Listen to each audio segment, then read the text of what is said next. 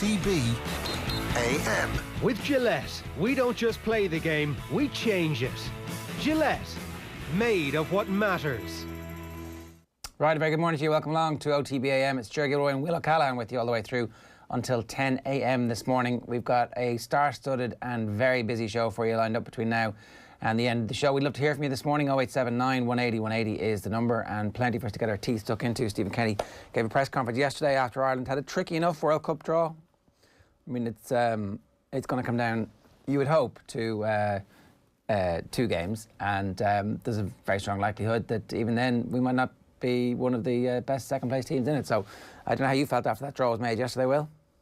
I'll tell you, we're a couple of weeks out from Christmas, Ger. I was relieved it wasn't Denmark or Wales, given the amount of times we've played them over the last 3 years in qualifying campaigns. It could have been a lot worse in that Portugal were a horrible first seed to get out, the European champions of 2016 and the Nations League winners of the last Nations League series. And then you get for your second seed Serbia, who probably weren't the worst, given that Serbia have had a patchy enough away record, but they've got loads of talented players.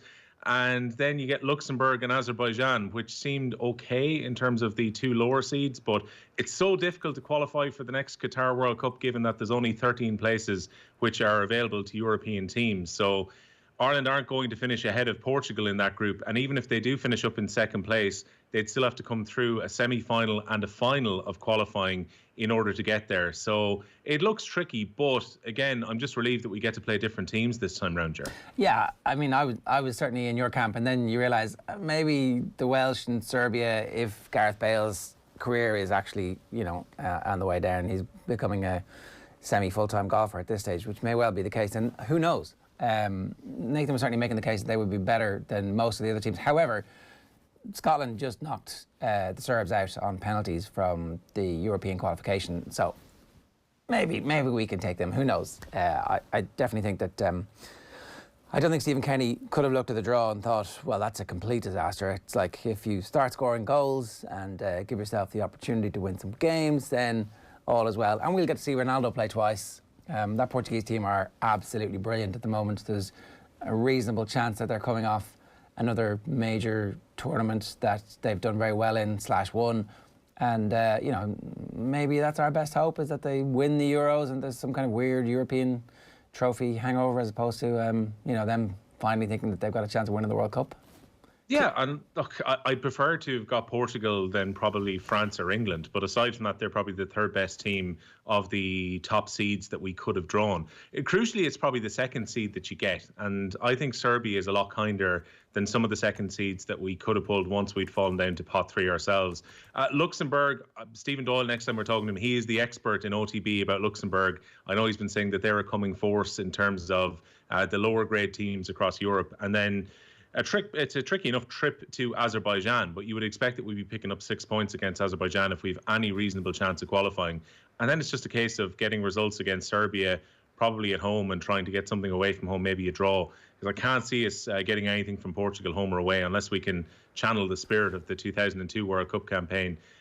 It looks tricky from that point of view. But again, look, if we get to second place, I think that will be seen as an achievement. And then it's probably going to be tricky enough with a semi-final against probably a second seed team again, just to be able to play a final. So it is a very difficult road to that finals in Qatar with the reduced amount of teams qualifying. All right. Let's talk a little bit about Paul Pogba and Mino Raiola. Mino Raiola is one of those agents who knows what he wants and gets it done fast. There is no faffing about. I know everybody thinks that he's a complete a-hole, but actually, if you play football for him, as in if he's your agent, then deep down, while it may feel a little bit dirty, you know that all he's doing is your business and your bidding. And while Paul Pogba will feel a little bit uncomfortable, I suspect, on the plane on the way to Leipzig. I don't even know if the game's in Leipzig or if it's in Old Trafford. It is Leipzig, right? It's away from home, yeah. Yeah. Then, irrespective of that, he knows he's going to be quids in and playing somewhere else, potentially as soon as 4 weeks' time. Yeah, it's tremendous timing, because Paul Pogba in the media was giving a rallying call about Manchester United trying to avoid defeat against RB Leipzig tonight to qualify for the last 16 of the Champions League. And then this interview given to the Italian media by his agent Mino Raiola, who since last summer is once again able to operate in Italy again, having served a bit of a ban previously before he got the Licks move across the line to Juventus. It's interesting timing because there is this rumour that these quotes were given quite some time ago and that the Italian publications have now pushed them forward at the most opportune time when Manchester United are in the middle of preparations for one of the biggest games of their season. But yeah, Raiola is pretty clear in terms of his intentions for his client, which is that Paul Pogba is not currently happy at Manchester United, which is fairly clear from what Pogba has said on his last 2 or 3 international windows away with France. I think United fans are probably at this stage, Ger, sick of hearing Paul Pogba mention about how much happier he is playing under Didier Deschamps for the international team as opposed to playing for Manchester United. He has been on the bench for a lot of their big games this season.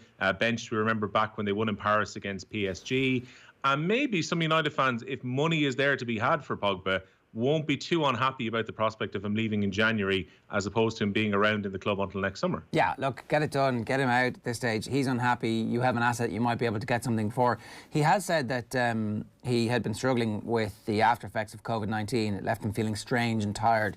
And look, I mean, maybe there's a way to get him back in the team if everybody has a sit down, but at this point, it seems like the right thing for everybody to do is to move on. Manchester United don't need one of their players believing that he's actually bigger and better and more important than the team.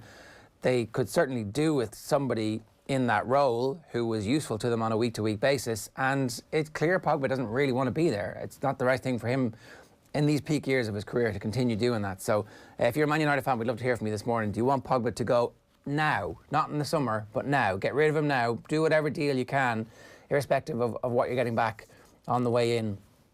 We're going to talk with Graham Hunter in a moment about the possibility of maybe swapping some of those superstars at Barcelona. Like there's not much money floating around the transfer system at the moment, but there's certainly plenty of players who are looking for new homes too. So 0879 180 180 is the number. One last thing I wanted to ask your opinion on. Well, if we see a new winner of an All-Ireland, how well do you think the supporters of either of those teams will obey the COVID-19 restrictions? It's very tricky to ask them to do so. I mean, like if Waterford were to win their first All-Ireland Championship this Sunday afternoon in over half a century, you'd be naive to think that people aren't meeting up in friends' houses to watch the game this weekend, or that people wouldn't want to go to the pub to celebrate for the 5 or 6 hours of serving time that are still going to be available when the final whistle goes at Croke Park this weekend. I mean, just on a purely human level, there's going to be a natural reaction that people will want to party, even though they've been perhaps very careful over the last while. The fact is that we're in level 3 enhanced at the moment, or 3.5, whatever it's called technically. And there's a fair amount of freedom by comparison to level 5 a few weeks ago. So I think with level 5, you'd actively have to go and break the rules. But under 3.5, you've got a fair amount of freedom to go and celebrate anyway. So I think with the outpouring of emotion that you'd have there at the weekend, it's very difficult to think that people wouldn't want to celebrate it. And similarly, if Mayo were to win on the Saturday before Christmas against Dublin and finally, banish the demons since the 1950s, well then surely they would look to let off a certain amount of steam too. It's I guess the 110 minutes in the pub is probably going to make a difference in terms of how long people can spend, but there's nothing really to restrict people turning up at each other's houses and drinking for the evening. I mean, that's the problem here, isn't it? Like, that it is actually going to be something that you can't regulate at all. I mean, do the powers to stop house parties, do they still exist? Can you still find people, or did that all get voted down? I can't remember in all the stuff that was coming in and then being kicked out.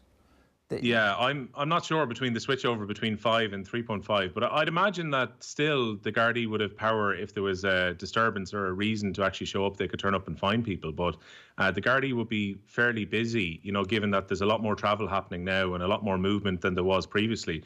Like, I don't know how you think about this, Ger, but for me, 3.5 feels remarkably different to level 5, even just in the last week gone by. And you're relying an awful lot on people, and you would hope that people would be very reasonable in terms of what they do this weekend. But understandably, you're looking at a once-in-a-generational moment if one of those teams were to win. Probably a little bit more subdued if Limerick win, given that they have already had success a couple of seasons ago winning the All-Ireland Championship, so it's not as new as it is. But imagine Limerick supporters would have celebrated back then. On the other hand, Limerick are on the verge of becoming the greatest Limerick hurling team of all time and writing their name large in history. That's the type of thing that fans are not known to be like, look, We've already seen this. We've watched this movie. We know how it ends. It's like, oh my God, this is real. We actually know what to do this time.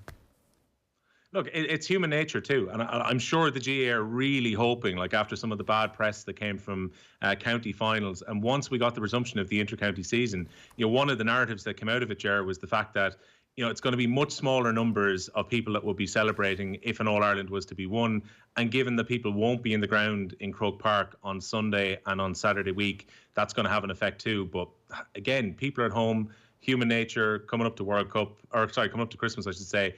People have got the house probably stocked for Christmas already, and therefore people will understandably, I think, go a bit belugas if their team win in All-Ireland. Yeah, it's going to be hard to keep a lid on the level of belugas that the country is going to go, particularly if it's Waterford and Mayo.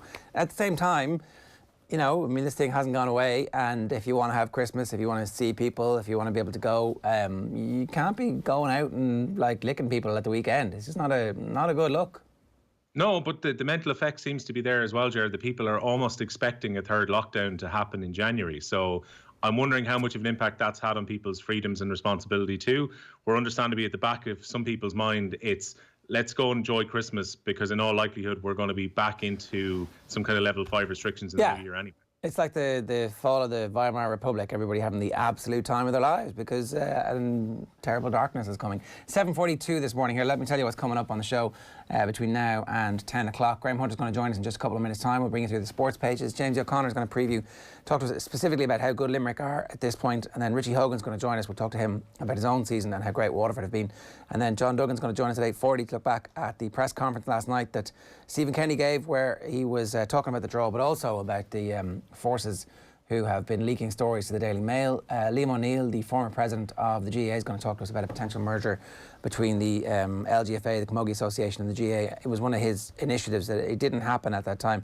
And then talking about grassroots sport in particular, soccer's pretty unhappy about the fact that elite soccer or any games aren't going ahead at underage level when we're seeing minor and under 20 action this weekend as well. And then, of course, from 9:30, we'll bring you Keith Wood from Monday Night Rugby at 7:42. Let me tell you, OTB AM is live in association with Gillette. Good morning. Start with Gillette, giving you the confidence to tackle the day ahead. Now, Phil is here. Yeah, we'll start with that draw. Obviously, the fixtures for Ireland's World Cup qualifiers will be released later today. Boys in green in Group A with Portugal, Serbia, Luxembourg and Azerbaijan. Qualifiers due to start in March. Only the winners of each group will qualify automatically for the finals in Qatar.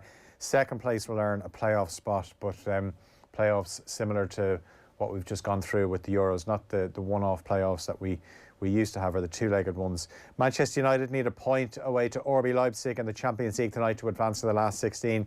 United beat the German side 5-0 at Old Trafford earlier on in the campaign. However, the build-up will be overshadowed once again by Paul Pogba's future. Dominates most of this morning's papers. Pogba's agent, Mino Raiola, says it's all over for Pogba. Not ideal in the build-up to such an important game for them. Chelsea obviously already into the last 16 and already guaranteed top spot in Group E. They host Krasnodar at Stamford Bridge. Those games underway at 8 o'clock. Southampton are 5th in the Premier League following last night's 2-1 win away to Brighton. More VAR controversy. Danny Ings profiting from that VAR decision. He scored the winning penalty on his return from injury. VAR decided Solly March was adjudged to have fouled Kyle Walker-Peters just inside the box. Took plenty of views before the decision, which David Coote, the on-field referee, had given as a free kick but overturned to a penalty. Seamus Cheddar-Plunkett's on the verge of a second term in charge of the Laois Senior Hurlers. He was formally proposed by the county's management committee last night. Former New Zealand captain Richie McCaw has been named World Rugby's Player of the Decade. Brian O'Driscoll and Conor Murray in that 15. Try of the decade went to Jamie Heaslip for his effort against Italy in the Six Nations in 2016. Yeah, and Mark Allen beat Jimmy White 4-1 last night to reach the second round of the Scottish Open. This afternoon, Ken Doherty faces Chang Bingyu of China. All right, good stuff, Phil. Thanks for that. 7:44 this morning. Let me give you an opportunity to enter our competition. It is the run into Christmas, and to help you celebrate a very unusual festive season, and also to stay close to the team of us, Vodafone want to fill your Christmas stocking. Every morning this week, we've got a selection of great gifts to give away. This morning, you can win a Lions jersey, a pair of tickets to a home Ireland game, the first home game where fans are allowed in, an Irish rugby jersey, plus one set of wireless sports headphones. To get your name in the hat, tell us who is today's mystery voice. I didn't know 10 had any special requirements. Is there some sort of special law, is there? Let me know. He's not a fan of number 10. Give us that again. I didn't know 10 had any special requirements. Is there some sort of special law, is there? Tim. Let me know. It sounded a bit like Tim. Who is that? Tell us who that is. Text his name, your name, send that message to 087 9180 180 and we'll reveal the answer and the winner before the end of the show this morning at 10 o'clock. If you don't win today, make sure you tune in tomorrow again. You have to be here between 7:30 and 10 every morning, though, for more chances to win. It is all with thanks to Vodafone, main sponsor of the Irish rugby team. Graham Hunter, good morning to you. Ger, good morning. As a Vodafone user, I can say that your mystery voice is one of the nicest people in sport. I'm always rooting for him to win. Just a lovely character. He is. We all love him. Especially from our parts of the world. I mean, look, at the same time, right? Sometimes if you've got one of those characters who's your manager, who's on your side, you're like, yeah, that's my guy, because he's fighting the world. It's just that he's fighting for the wrong team this time. Speaking of people like that, is Mino Raiola one of those characters? Or do you just think Mino Raiola is a necessary evil in sport where an unhappy player just doesn't have the self-confidence to tell his manager, look, you know, it's not you, it's me. This relationship is over. I remember when Pep Guardiola first fell out with Yaya Toure and different agents. And Guardiola said to Yaya Toure, who's in charge of this relationship? All these things that your agent is saying out in public, get a grip. If you've got a problem, come to me. If you've got a problem, let's deal with it in the club. But why is he talking on your behalf? Who's the boss here? And I think that one of the things that we're absolutely clear about is that multi-millionaire footballers like Paul Pogba, many of whom don't have the means to get the best out of the talent financially, many of whom don't have the wherewithal to build a regime of marketing and accountants and lawyers. Agents are important because if agents didn't exist, we'd still have clubs exploiting footballers like they used to before Bosman, before George Easton, before players' unions, before agents. So necessary evil. I don't look at all agents in the same way as that, but Mino Raiola operates as a third force in football, third force that will cloud issues, that will only ever think, those are big words, of what benefits him and then the client. So in his case, I see him as a distinctly corrosive factor in football and the potential for a footballer to benefit from being at a particular club. In this instance, maybe things are drawing to an end. But well, I'll come back to you in just in that 1 second, because we're going to try and fix the audio on that. But Will, are the Man United fans happy that this has actually happened? Because the long tantric dance they've been on is now finished.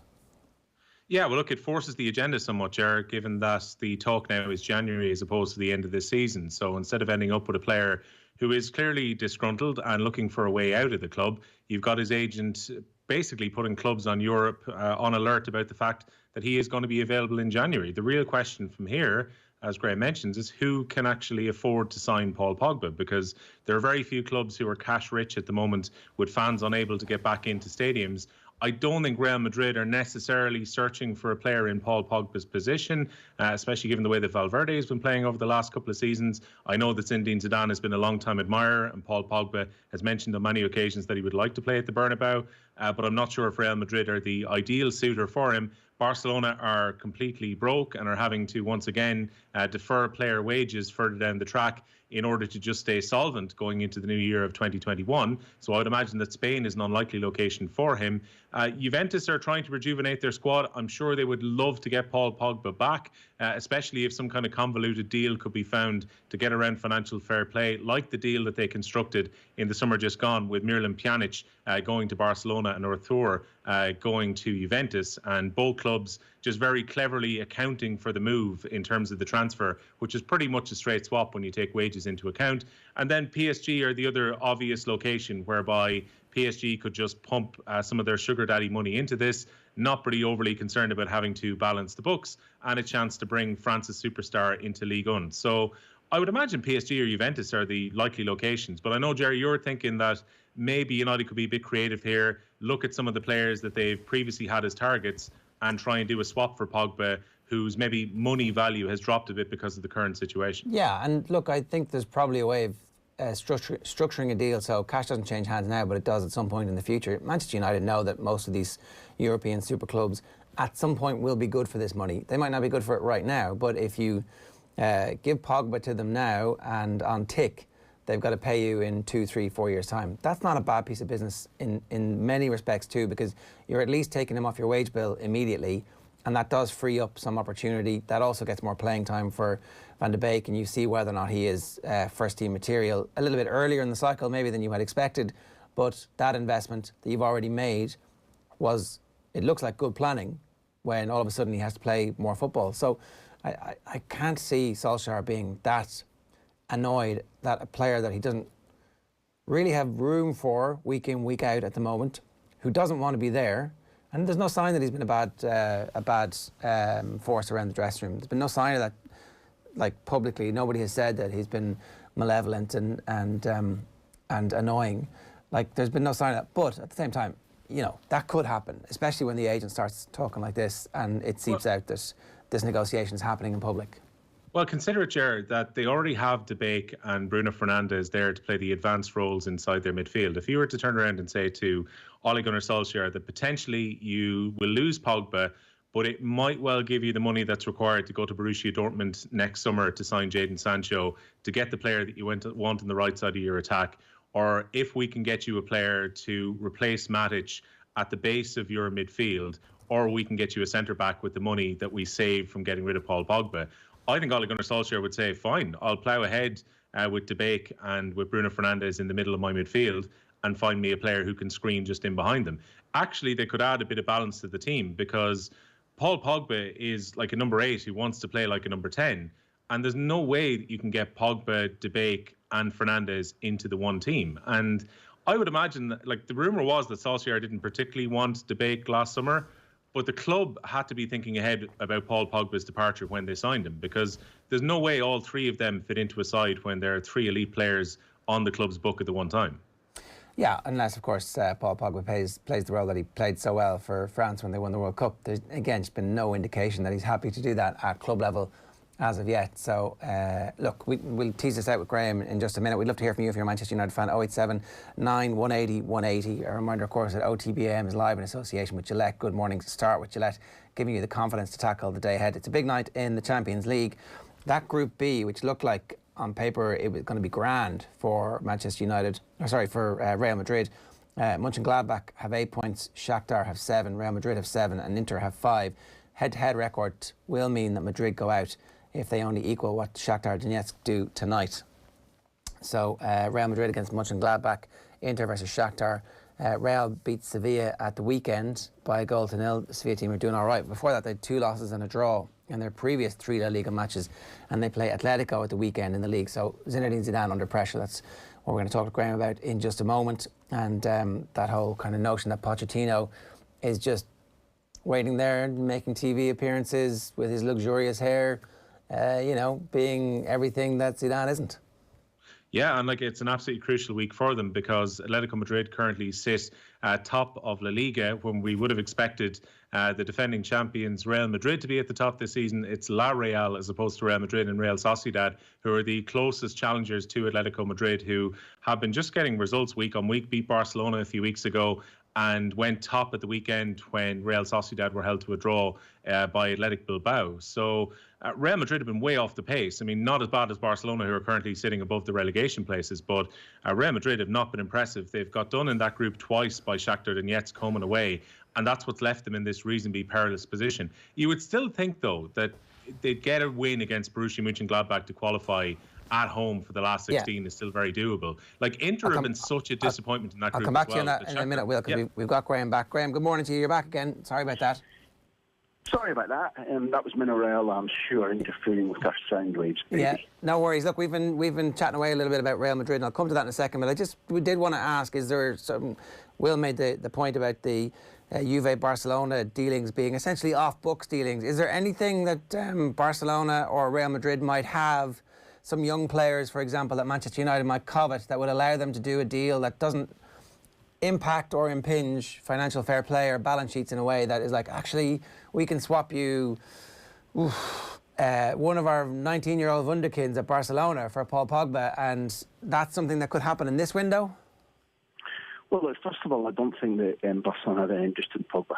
And secondly, while Pogba was an objective of Florentino Perez, I think times have moved on, and Florentino Perez is now building a war chest to take to try and take, because I think it's going to be difficult, either Haaland or Mbappe, with Mbappe being first choice.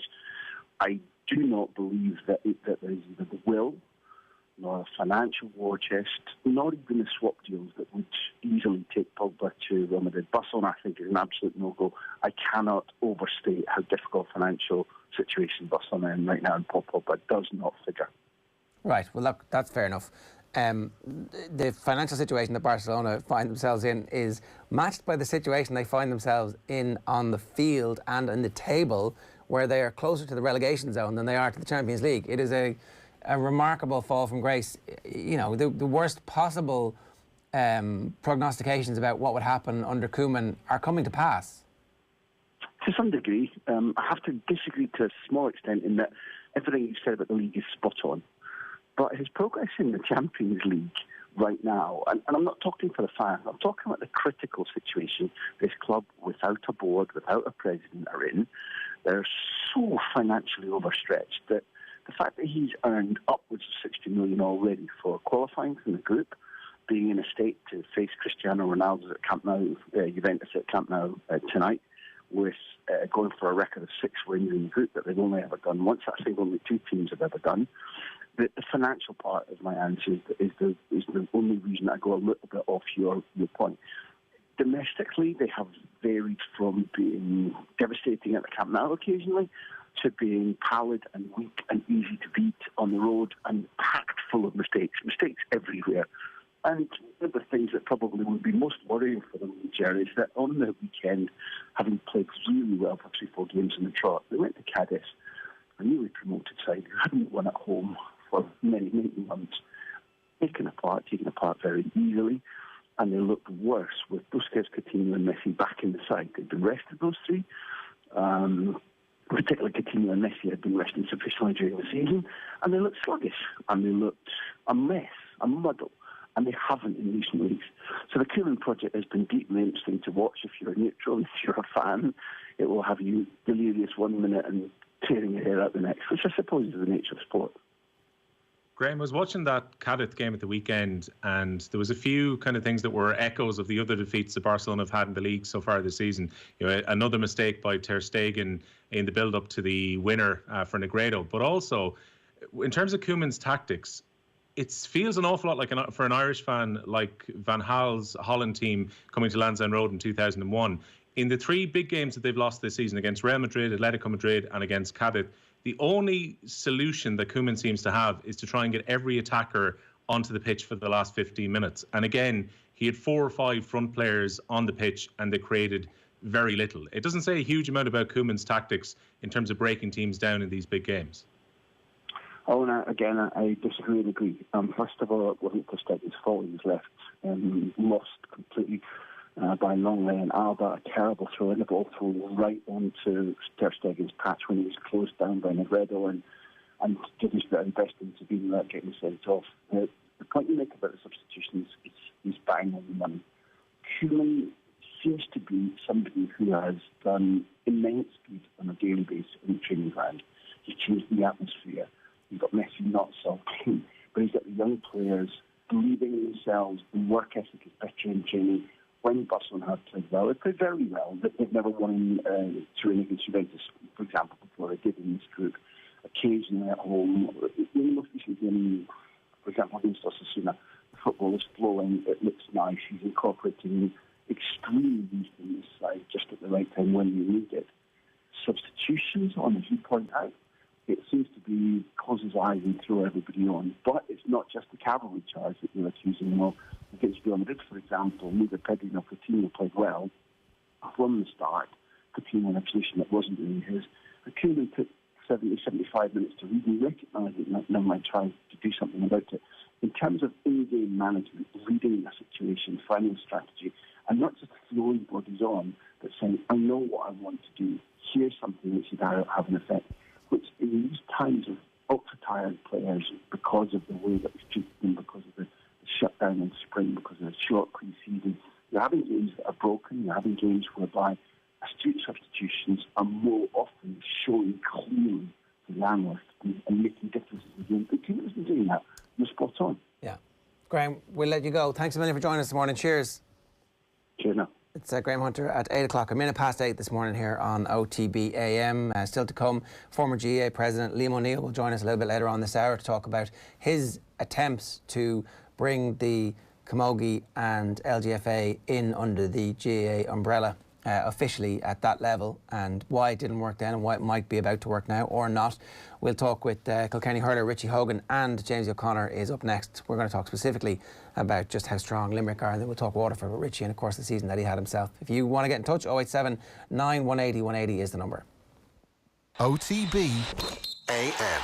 This is OTB Sports Radio. The Sunday paper review on OTB. You know, if you wanted to, you know, have one article that basically merited buying the paper alone today, or any paper, this piece with Andy Townsend is absolutely beautiful, because it's a two-piece spread in the Sindo, and it works in so many layers that you don't expect.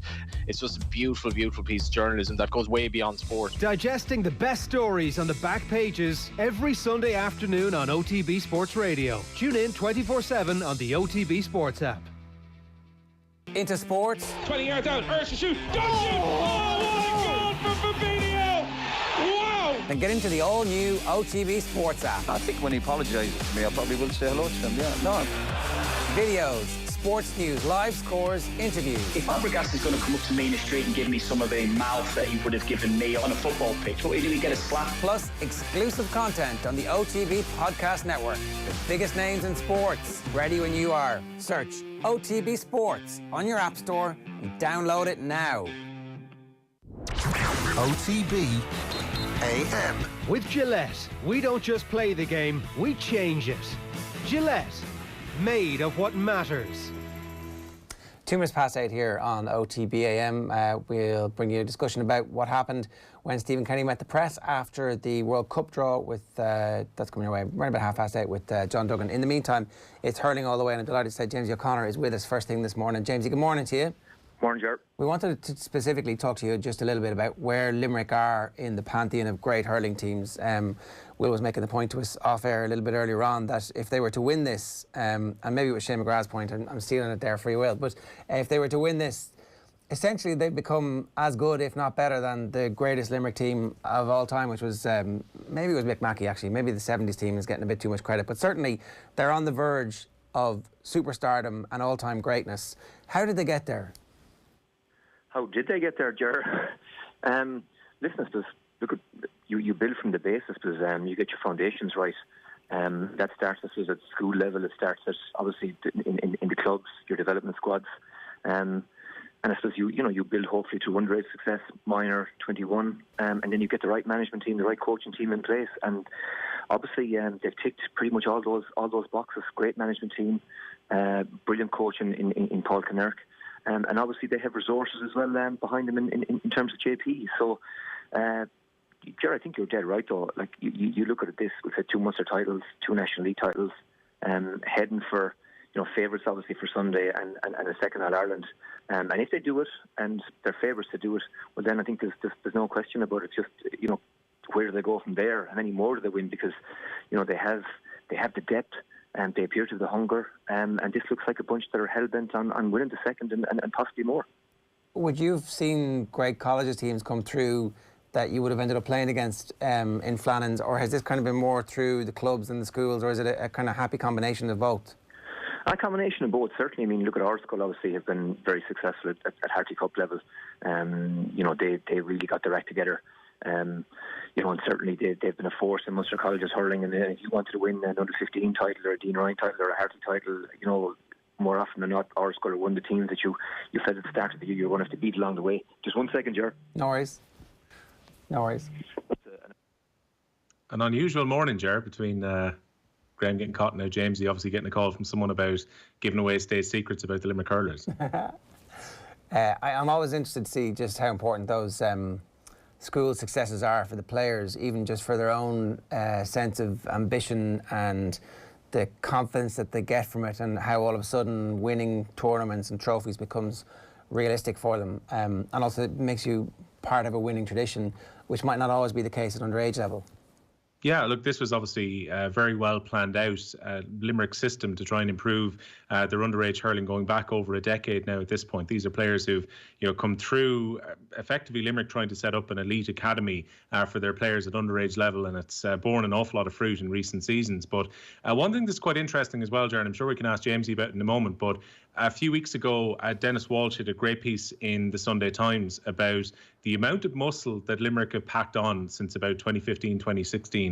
Was particularly looking at Aaron Gillette, who put on multiple kilos of lean muscle, which entirely changed things for him. From being, a young player who was coming through with a lot of skill to a guy who was then able to win his own ball. And when you look at across that team, the amount of big men that Limerick have, like Declan Hannon, like Gerard Hegarty, who can both win primary possession and also break through tackles, it means that they can both turn teams over and retain possession.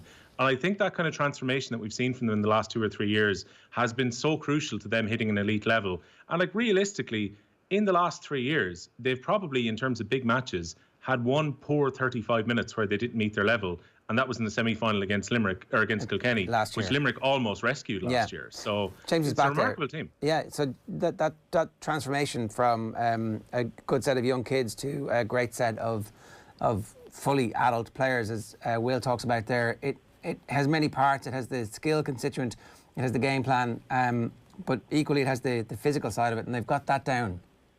Absolutely, and Will is spot on, because these guys are physical specimens, and that doesn't happen in 1 year, Ger. That's obviously a program, and obviously Mikey Kiley, I think, is there now as strength and conditioning coach, but Joe O'Connor was there before him, and obviously Joe was involved with Davy and Clare, back in 2013, and listen, he's as good as they come in that department, and obviously the expertise that he brought, and obviously that Paul Kinnear brought, and like Alan Cunningham would be regarded as one of the best coaches in Clare, brilliant guy, and Alan went to make his goalkeeping coach on Kiley, and he's obviously an integral part of that backroom team as well. Really smart, intelligent guy, great hurling man, hugely respected in Clare.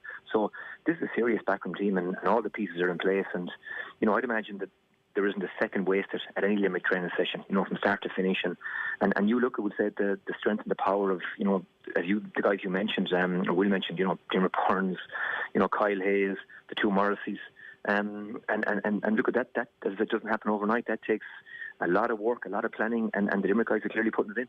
So is Alan Cunningham an all-round hurling coach, but who is in with Limerick as a goalkeeping coach? That's interesting.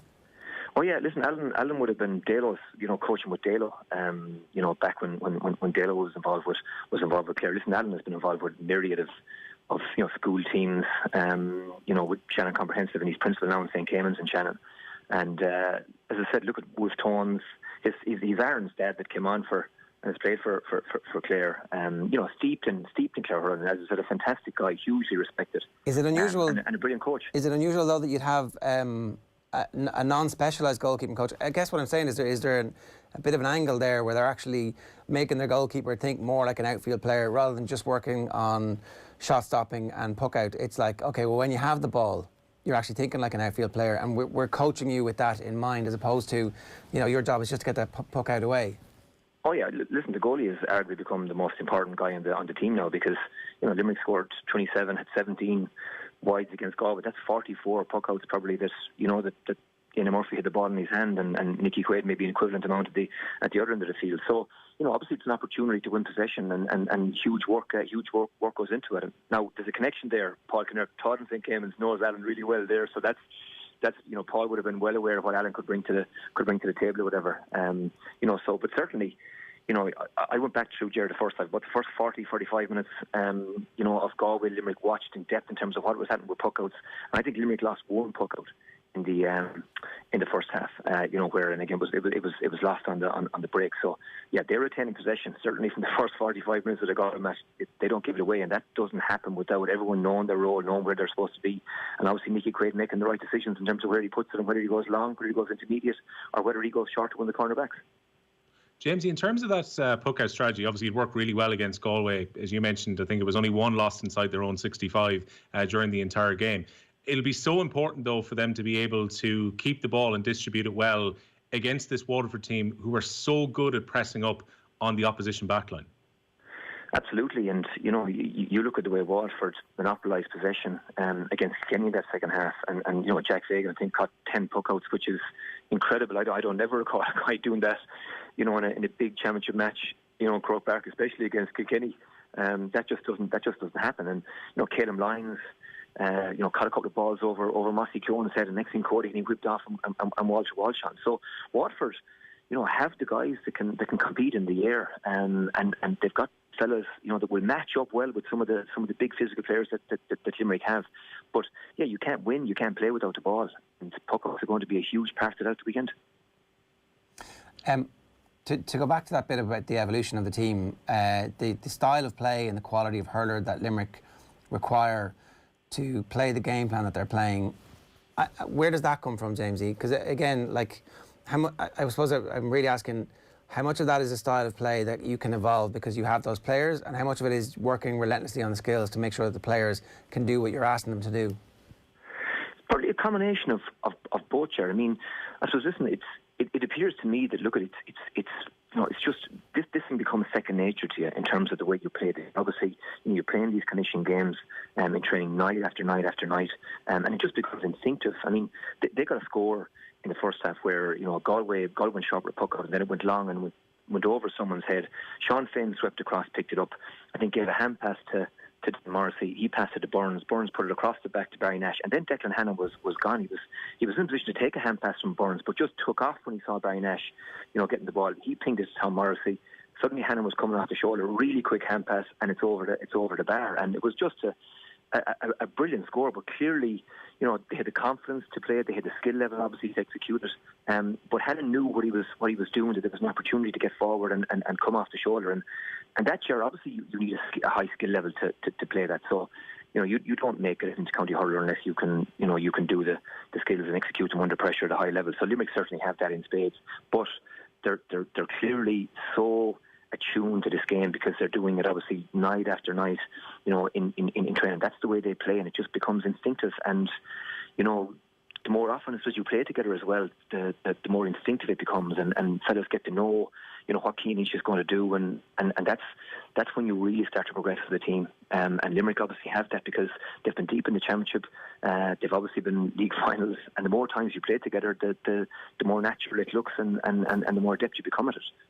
Is that just how the game has gone over the last decade, or what role have Limerick played in shaping this evolution of it? I guess, again, are they better than anybody else has been at it in recent years? Are they playing it in a slightly different way? Is there a specific Limerick element to this? There probably is a specific Limerick element to it, but I mean, again, you look at a lot of teams now. They're playing kind of with two inside, obviously flooding the middle third with bodies, half forwards coming deep, and just look, the game has changed. It's evolved. It'll continue to evolve going forward. I mean, obviously there are elements of Kilkenny in terms of you look sometimes at the number of Limerick players in their own half of the field. And then you could pick probably hundreds of instances of, again, where Kilkenny in their prime, you suddenly take a snapshot 30 metres in the opposition goal, and there's something like 10 or Kilkenny players flooding back, crowding the space, and creating at the other end of the field. Obviously, you look at Paul Kinnerk and you look at Clare in 2013, and the style that they were playing as well and you even go back to those minor 21 teams with Tony Kelly and Colin Galvin and those guys in the pomp, and you can see similarities in terms of the running style and the emphasis on tackling and all that kind of stuff. So they have adapted as well, though. I mean, they've got players obviously now that can play that game that suits the style. I mean, Gillette is brilliant in terms of his movement, his availability, I suppose, as the outball and the key focal point in that attack. But they've mixed it up as well. I mean, again, you look at Kyle Hayes. I mean, he was devastating in centre forward against Tip in that Munster final last year. he was unmarkable that night. And you think, look, this is the prototype, centre forward, and I thought he was good against Clare, the half forward, and overall against Clare in the first round were good. And then there's a complete curveball. He's back at wing back, next day out against Tipperary, and he looks now absolutely dominant in that position with Burns on the other wing, both probably 6'4", 6'5", and a goalkeeper wondering, well, I can't go down the other side of the puck out. Where do I go with it? These guys are so big, strong, and physically powerful. So yeah, it's just a combination of things, but they certainly at the moment are setting the bar in terms of this is the way we play. We're going to impose that on you, and good luck with trying to beat us. Jamesie, in terms of Limerick potentially having to adapt, Donald O'Grady was saying last week Aaron Gillane is 50-50 for this final, wasn't able to train last week. If Gillane was to be out, how much of a blow is that, given that he's so central to the way that their attacking system actually works? Yeah, listen, he's a free taker. Look, he's obviously very, very good from general play. Leads the line really well. He's unselfish. He's physically strong and able to win his own ball. So clearly, you're down with one of the first 5 or 6 names that John Kylie's going to put on the timesheet, and he's an automatic starter. So you don't want to be heading into any big game without a player as important as he is to the team. Now that said, look at Seamus Flanagan's form. I think is obviously a big boon for Limerick, because he was, I thought, really, really good in obviously in 2018, and certainly there were signs coming on. He'd obviously made a contribution, and he looked sharp. He looked like he was back to his best, and I mean, he could very easily have had a couple of goals to go with the couple of points he got against against Galway, and was maybe fouled for a couple of frees as well. So he's got the strength to hold up the ball in there, which is obviously important. I mean, Peter Casey, to me, hadn't done a whole lot wrong either in the games that he played. And, again, he set up another goal chance, when he came on the last day. And again, look, he fits into that game plan. He knows his role. He's experienced. He's good temperament, good player. So, look, they're probably as equipped as anybody will to replace Gillette. But certainly, if you're Watford and you're taking the field on Sunday and Aaron Gillette isn't at the other end, you'll feel better about your chances. And I'd imagine as well that kind of strength that's available, given you mentioned that Flanagan can come in pretty much seamlessly if he was to start, or Casey, having that kind of depth on the bench has been hugely important for Limerick, even if we look back to the Munster final when that game was in the balance with 10 minutes to go. Absolutely. And you go right through the team, Pat Ryan, has been excellent. Flanagan obviously came off the bench, David Reedy, David Dempsey, Adrian Breen came on against Watford. David Dempsey back in his own half-back line, doing exactly, it could have been Tom Morrissey. He knew exactly what his role was. He got on the ball, looked up, pinged it in front of Breen, lovely touchdown, and puts it over the bar, and we hadn't seen him. So it just shows us the depth that Kylie has at his disposal, and the fact as well that he's able to throw these guys in, his every confidence in them means that they're obviously producing the goods in training, and he's seen something from them. So yeah, certainly, but no more than Watford will at the other end on the other side, because you look at the matches that they have won. I mean, Darragh Lyons has come on. Other players have come on, fitted seamlessly into the game plan. Nearly Daly's a good young player, came on and didn't miss a beat the last day. So, I think that's really important, that both sides know that they have got guys that can come in, that know their role, that fit into the game plan, and you're not going to weaken the team by doing that. And the way they play, the energy that's required, it's great to get those fresh legs on and that impetus on, and know, as I said, that you're going to get a burst of energy from these guys in the second half when the game maybe is in the melting pot. Kieran Carey, when he was on with us, was talking about how he felt like Limerick were on the verge of becoming what the Dublin footballers have become, a team who were dominant. And it was great to see somebody as excited about that, about their own county. No, Ger, don't say that, Ger. Don't say that.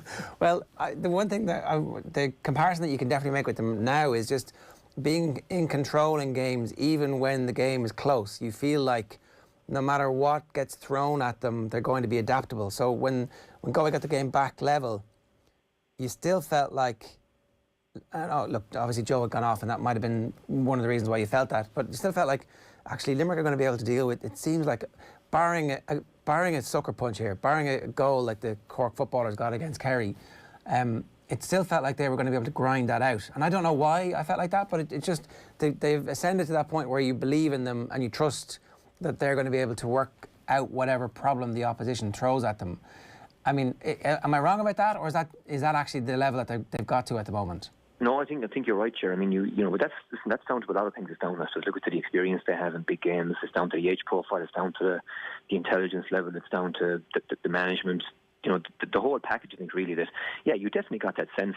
I mean, even early on against Galway, you're wondering after 10, 15 minutes, there's a touch of deja vu about this because, are they going to get spooked by the fact that they're 4 or 5 points down, that they've maybe, had some easy chances that they've spurned, and obviously, what happened 12 months ago or 15 months ago against Kilkenny, maybe that's still back in your mind, and you know that Galway are good and, have players that can hurt you, but you never got any sense of panic. And even, when they should have really put Galway away, and Galway were still in the match, Galway never really looked like scoring a goal. Limerick just looked so solid at the back. It was as if the armour was there and it was kind of impenetrable. And yeah, you just got that sense that it was clear heads, and there was going to be no deviation from the game plan. They were going to keep doing what they believed in, and that obviously makes them very, very formidable opponents.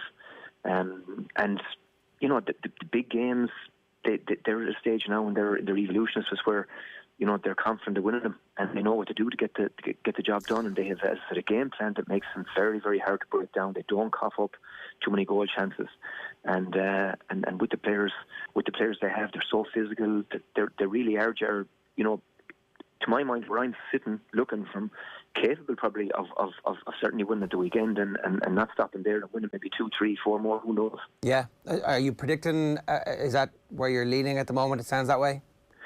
I think so, yeah. Now listen, Waterford are on a roll, Ger, with a lot of momentum, and this time of the year, when you get on a roll, you can be very hard to stop, and they're in a great place because, I remember back in '97, and we met in September '96, and it was pretty much laid down by Loughnane that the second All Ireland simply had to be won in terms of franking obviously the first and validating it, and having to do it really to become a great team, and obviously having beaten Tip in the Munster final, then having to face them again, there was probably added pressure, and maybe more pressure on us than there was on Tipperary heading into that final. And I think Limerick are under that same pressure, that they know, look, they're probably the best team in the country and have been for the last 3 years, but they still have only won All Ireland, and that second one simply has to be won.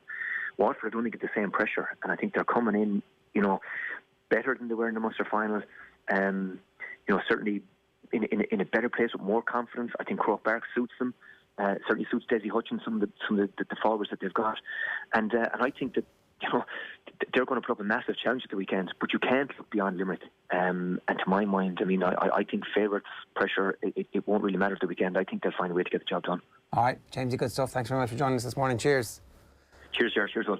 James O'Connor giving us some thoughts specifically on the Limerick side. We're going to do our deep dive on Waterford across the course of the rest of the week as well. 22 minutes past 8 here this morning on OTB AM. I'm going to give you another opportunity to enter our competition. Brilliant prizes up for grabs today. It's the run up to Christmas, and to help you celebrate an unusual festive season and to stay close to the team of us, Vodafone want to fill your Christmas stocking.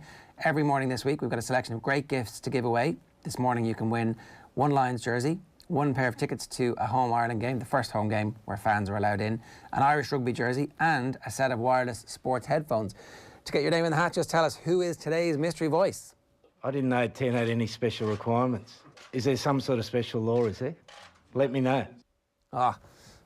He is actually a comic book villain / genius. To enter, send us his name, send us your name. Text that message to 0879 180 180 by WhatsApp preferably, and we'll reveal the answer and the winner before we leave you at 10 o'clock this morning. If you don't win today, tune in again tomorrow for more chances to win. It's all with thanks to Vodafone, main sponsor of the Irish rugby team. We're going to get to Richie Hogan in just a moment as well, to talk to him a little bit about what it's actually like to play against Waterford in that maelstrom. I don't know where you come down on the side of irresistible force versus immovable object, but I'm worried that Waterford are going to reach a point here where they're coming up against a great Limerick team. We do have Richie Hogan with us. Richie, good morning to you. Morning, Ger. How are things? Good, thanks. What was that Waterford team actually like to play against when they got their dander up and they got on a bit of a roll in the second half? Well, look, they were very hard to stop, as everybody saw.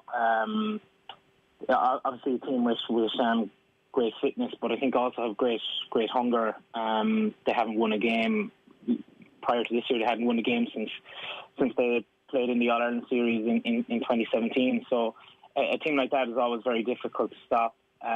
There's some great players, some players that I think won minor and under 21 All Ireland, and are probably in or around the age of 24, 25 now, where they're physically at their peak, and they're obviously quite hungry. So they were very difficult. Was there anything unexpected that they did in that period where you were like, oh, didn't know you guys could do that, or we didn't expect that? Not necessarily unexpected, but I think the way they were able to win their own ball was obviously a huge element of their game. Their puck outs in the first half, for example, they were putting the ball into space for their forwards to run onto, and a lot of teams do that. And I suppose to counteract that, what a lot of teams would do on the other side would be they would try and cut off that space and make sure that they contest the ball 50-50 at the other side, which is more difficult for a forward. But I think they were well able for that, as we saw, and their ability to win ball in around the middle third, as it's called now, was just hugely impressive. Obviously, you need physically to be capable of being in the right place at the right time, but there's obviously an instinct involved in that too. I always wonder about that. Dimmer Ling always talked about Tommy Walsh just automatically finding himself in the right position. It was and it would kind of freak him out a little bit, where he'd be up against it going, hang on, how did he know to be there at the right time? Winning those balls, how much of that is actually just pure hurling? Well, definitely, yeah. Especially a high ball that's pucked down with no real aim, if you like. Anybody can gather in the middle and make a 30-yard run, and the goalkeeper puts the ball into your path. That's not particularly difficult. It just takes a lot of coaching, and it takes a lot of behind-the-scenes work and training over a couple of months. But when you just drive the ball up there and you're able to be underneath it at the right time, or be where it's dropping at the right time, that takes, I suppose, a huge amount of experience. Not necessarily at the highest level, but experience playing over 15, 20 years. You pick that up as you go along as you're an underage hurler. So, look, these guys can absolutely hurl, and they're fantastic players. There's definitely no doubt about that. And I was kind of getting to that point there. It seems like maybe that aspect of things is a little bit underrated with this Waterford team, that because essentially they've come from, in one respect, they've come from nowhere, literally not having won a game for a couple of seasons. But as you've said, that kind of undercurrent and that bedrock has been there the whole time. Yeah, and look, if you actually analyse the two seasons that they had, you would see that they were probably hugely unlucky in a lot of those games.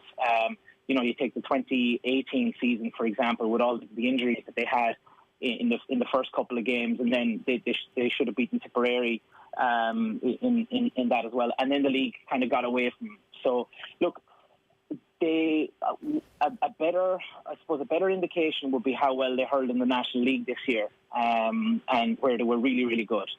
And with the way the year went, with Clare and Limerick being selected for the league final, we were due to play Waterford in the quarterfinals of that league. So, they had qualified in their section, and they were very, very strong. And look, they're a team that are just going to keep improving. And after beating us last Sunday week, they're definitely going to be on the up. Richie, I'm not sure if this comes down to the new players that have come in on the panel this season or Liam Cowell, but something that was very clear in that second half performance, and has been shown in many of the Waterford games in the Championship this year, is just the intensity with which they press, the way that they work so hard for each other to create space. I think the term that was used by a lot of pundits after they beat you a couple of weeks ago was that they out-Kilkenny'd Kilkenny. Were you impressed by that kind of intensity and fervour that they had, particularly in the second half? Yeah, of course. It's funny, we're talking about Waterford in that vein, but Limerick, they're exactly the same words that you might use to describe Limerick. They're a similar team. Both teams are similar teams. We were absolutely impressed with their work rate. Of course we were, but we had expected that. They had done the same to Clare. They had done the same to Limerick in the Leinster final, and it kind of just didn't materialise for them. So we were absolutely expecting that. And that's the way most teams play now. They try and win the battle in the middle of the field, if you get me, between both 45s. And, Waterford drag out a lot of players, and they let Tyke de Burka sit back. Limerick do the same. I suppose out Kilkenny and Kilkenny, I think we were a little bit... once they got a run on us, we found it hard to get them back. In the first half, we were we were well on top in all aspects of the game. And I know they hit a couple of wides, but in the second half when they came out and they got on a roll, it was very difficult to stop them and pull them back. You mentioned Tadhg de Búrca, and that's going to be a challenge for Limerick this coming weekend in the All-Ireland Final too, is how much do you be concerned about trying to stop him coming out with the ball and also posing problems for him? He's had a really good season again, Tadhg de Búrca, Richie. Yeah, well, Tadhg is an excellent player. Don't know what age he is now, but he certainly over the past 4 or 5 years he's been an excellent centre back. He started off wing back. He was the same. I think that role as centre back suits him really well. Now, I suppose a word of caution: TJ Reid did incredible damage for us as well, and was on an awful lot of balls. So there's a kind of a risk and reward with the way Tadhg plays. He plays in front of the full back line, which gives them a lot of protection, but it can sometimes backfire. So I think Limerick will definitely be looking at that. I've no idea who they're going to play centre forward. If they play Cian Lynch centre forward, he's not going to stand in on Tadhg de Búrca crowding that area. He's going to play out more in the middle of the field, and I'm sure Waterford will have some sort of plan to counteract that. But look, you just can't put the ball down on top of Tadhg de Búrca. If you land it down on top of him, he's going to catch it. He's going to use it very well. And he popped up and got a score against us as well. So it's something that Limerick will be trying to avoid. But Limerick are good at that too. They'll leave the spaces on the edges, on the sides. They'll probably crowd out the middle, and they'll leave the spaces on either wing, and they'll run into those spaces, which will make it very difficult for a sweeper or I suppose a sitting centre back to have huge influence. And in terms of that evolution as well, Richie, we had Stephen Bennett in the show on Off the Ball a few weeks ago, and he was saying that, you know, under Liam Cahill and this new management team, they're being encouraged to play a bit more heads-up hurling for their defenders in midfield to get more involved in attacks. There was always that argument a couple of seasons ago that Waterford were maybe a bit overcautious, you know, deploying extra sweepers, playing quite deep. This is a team in 2020 who seem to be playing with a bit more freedom under Liam Cahill. Yeah, I suppose they're playing with a team that has nothing to lose, and that's what happens when you go for a couple of seasons where it hasn't run pretty well for you. When maybe the expectation within your own county wasn't what it was like after they had reached an All-Ireland Final, or what it was like under Derek McGrath, where the county were obviously hoping to win All-Irelands on a regular basis. But that can sometimes happen with a team where I suppose you've lost so many games in a row that you go and you buy into a new system, and as it works, the more it works, the more you buy into it. Definitely that is what they're doing. I know Callum Lyons at wing back, every time he gets the ball, he uses his legs and tears up the wing. That it is a tactic. They like to win the ball deep between those two 45s, where I suppose where it's easier to win it, if you like. They're not contesting as much possession, 50-50 possession. They're picking up a hand pass and then they're tearing off at it. I mean, Stephen Bennett got a fantastic score against us where he got the ball in his own half back line. I think it was maybe a hand pass, took it, and then he was running at the defence. And that's very difficult for any defender to I suppose, defend against. The last thing you want is people running at you. What you do want is you want him standing beside you, and you want the ball landing between the two of you so that the back is always facing the ball. And that's the way defenders like to play. So anytime you can turn them around and run at them and turn that half back line, which is a tactic that Waterford have and that they're using really well. Knowing all that now, Richie, if we had a time machine and you could go back to the halftime dressing room, would you do things differently in the second half, or what would you do differently in the second half that would give you a better chance of a better outcome for Kilkenny? Well, I suppose we played really well in the first half. We were 7 points up at half-time. It looked as if every time the ball was going to go into the full forward line that we were going to get a goal or a point or get something out of it. We were hugely on top. We were moving well.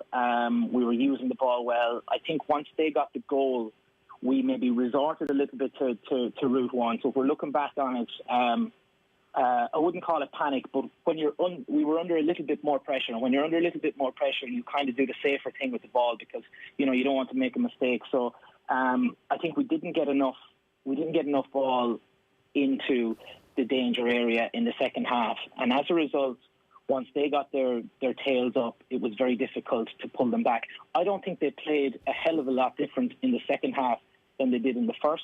The one thing that was very noticeable that they did in the second half was they pulled both of their half forwards way back down the field. I even saw Jack Egan caught one of our puck outs, which is I suppose very, very strange in terms of where he was.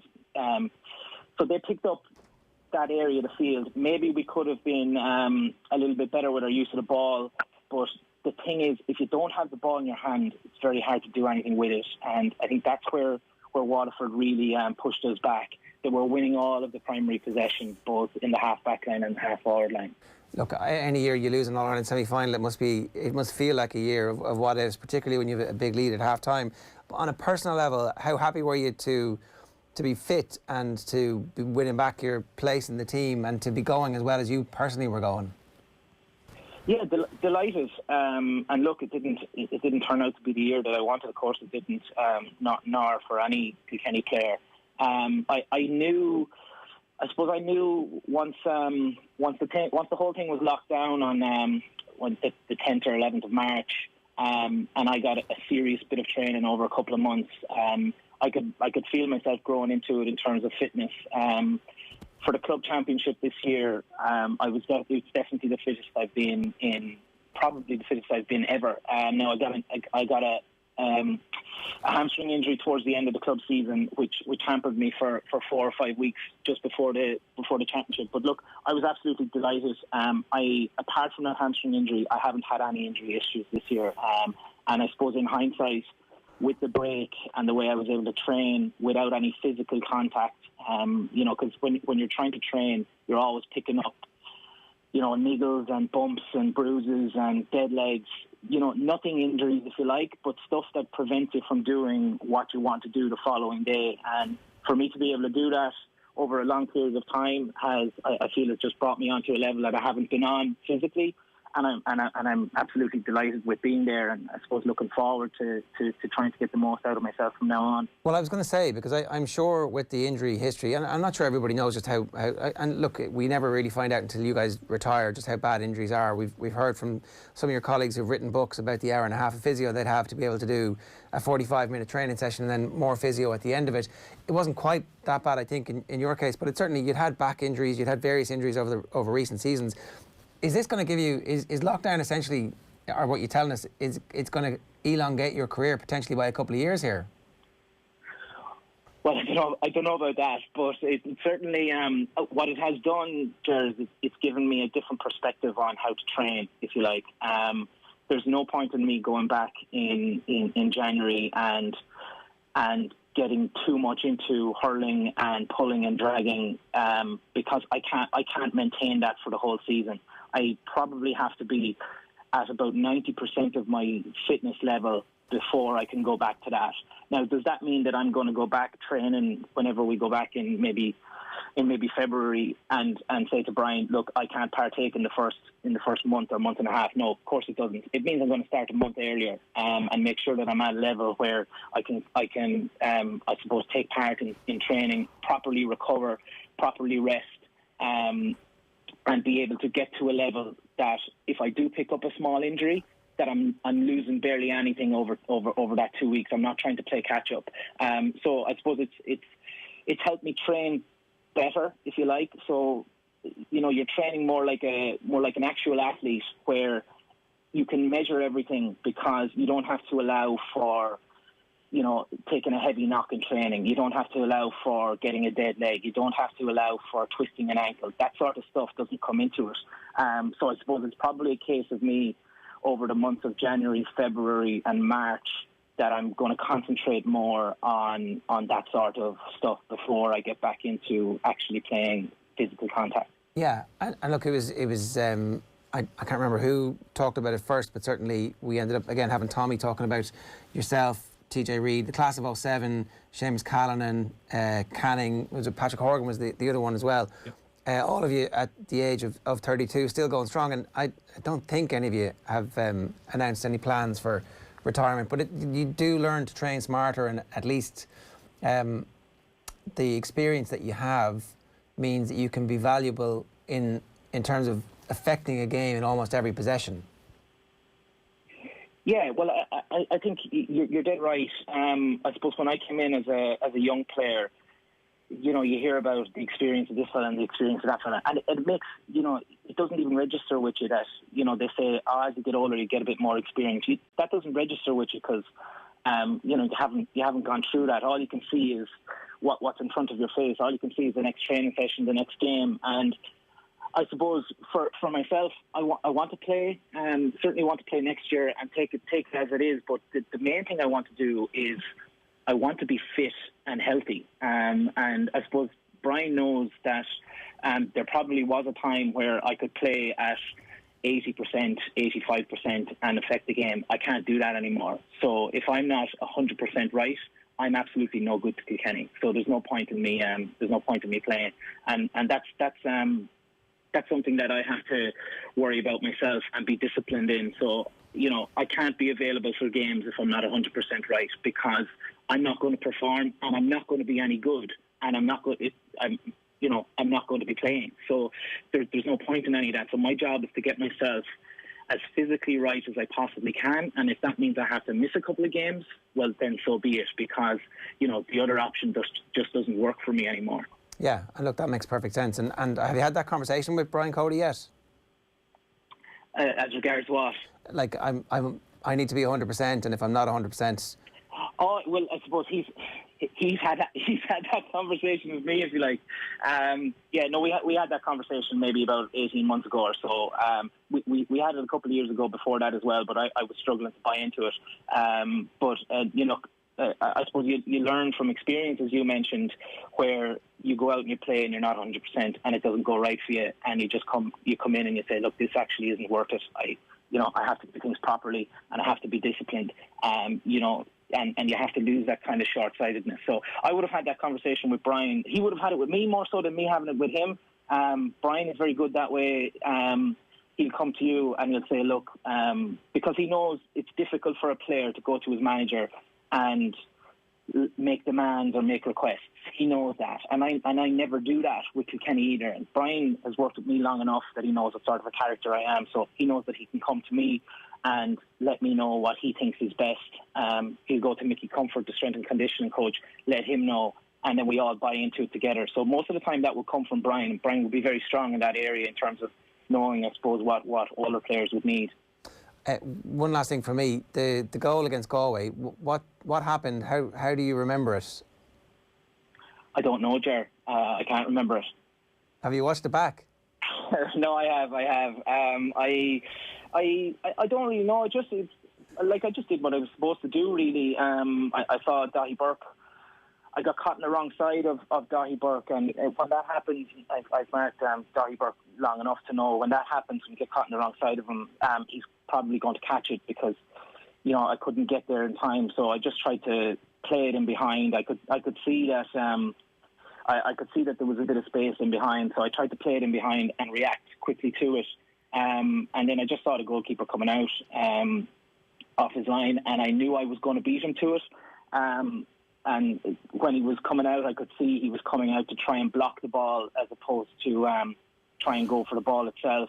So rather than pull on it, which I would usually do, I just tried to flick it past him, and then it just popped up. I didn't mean for that to happen. I just tried to flick it past him and take it on the other side, and then, you know, I realised he wasn't in the goal, so I just had to get it in there as quickly as possible. But you know, there was nothing really. I think it looked a little bit better than it actually was, but it was certainly great to score at such a vital time in a Leinster Championship that we hadn't won for 4 years. Rumours that you've been watching Dennis Bergkamp's goals over lockdown, are they unfounded, or was that the inspiration for it? Somewhere deep in the recesses of your childhood dreams? No, certainly not. No, it's funny. Somebody sent me on something on WhatsApp on it as well, and I do remember that Bergkamp goal. Look, they're funny things, and they're great things that happen in or around matches. As you know, from my perspective, it's great to look. You're a hero one day, and you're it doesn't go well for you then 2 weeks later, and you're kind of back to square one. So I've learned to kind of just enjoy those things as they happen, and they're brilliant. And then I suppose, take them with a pinch of salt, like I do with all of the, I suppose, the more difficult losses and all the rest of it that happened during your career. So look, it was definitely nice. It was brilliant. I think, regardless of the goal, I think it was really nice to actually play particularly well for a period of 20, 25 minutes. That it personally gave me a huge boost in terms of my own confidence that I can push on and actually perform. Because you do kind of, I suppose, think for a while that, you know, when things don't go well for you for a year or two, you do think, Jesus, you know, it's such a long road to try and get back up there. So look, it was great the way it went, absolutely, and it was fantastic, and I'll definitely remember it for a long time. But hopefully we'll have better memories that are going to replace it over the next couple of years. Yeah, look, I don't want to labour the point, and we've gone way over time. You've been great with your time, but it does sound like the red card was in your head there. That's what you were talking about, was it? But yes, that of course it was. Yeah, I mean that was the last time I had played in Croke Park, if you like, or the last championship game I played. So it was great, and of course you want to brush that aside as quickly as possible. I mean, it's a horrible thing to experience. You know, only a handful of people. It's happened to only a handful of people. So. You know, when you train hard, you like to get some of the better moments. And before that red card last year, the season wasn't going particularly. It was a very frustrating season for me anyway, and that was the worst part of it, and happened at the very end. And you have such a long break. You have such a long break then till your next competitive championship game, and that was even extended. Like, it's amazing that. Playing in the All-Ireland final, it was nearly 18 months before you get to play in Croke Park again. That felt like a hell of a long time. And, you know, it made it even better. Of course it did. Redemption story, if you like, but it was certainly fantastic just to have better memories in Croke Park than the last time I was there. Yeah, and look, well deserved, Richie. It was a fantastic goal. It was a great season, and look, I know you'd obviously rather not be talking to us this week except in official media capacity, but always great to talk to you. Thanks a million for making the time for us.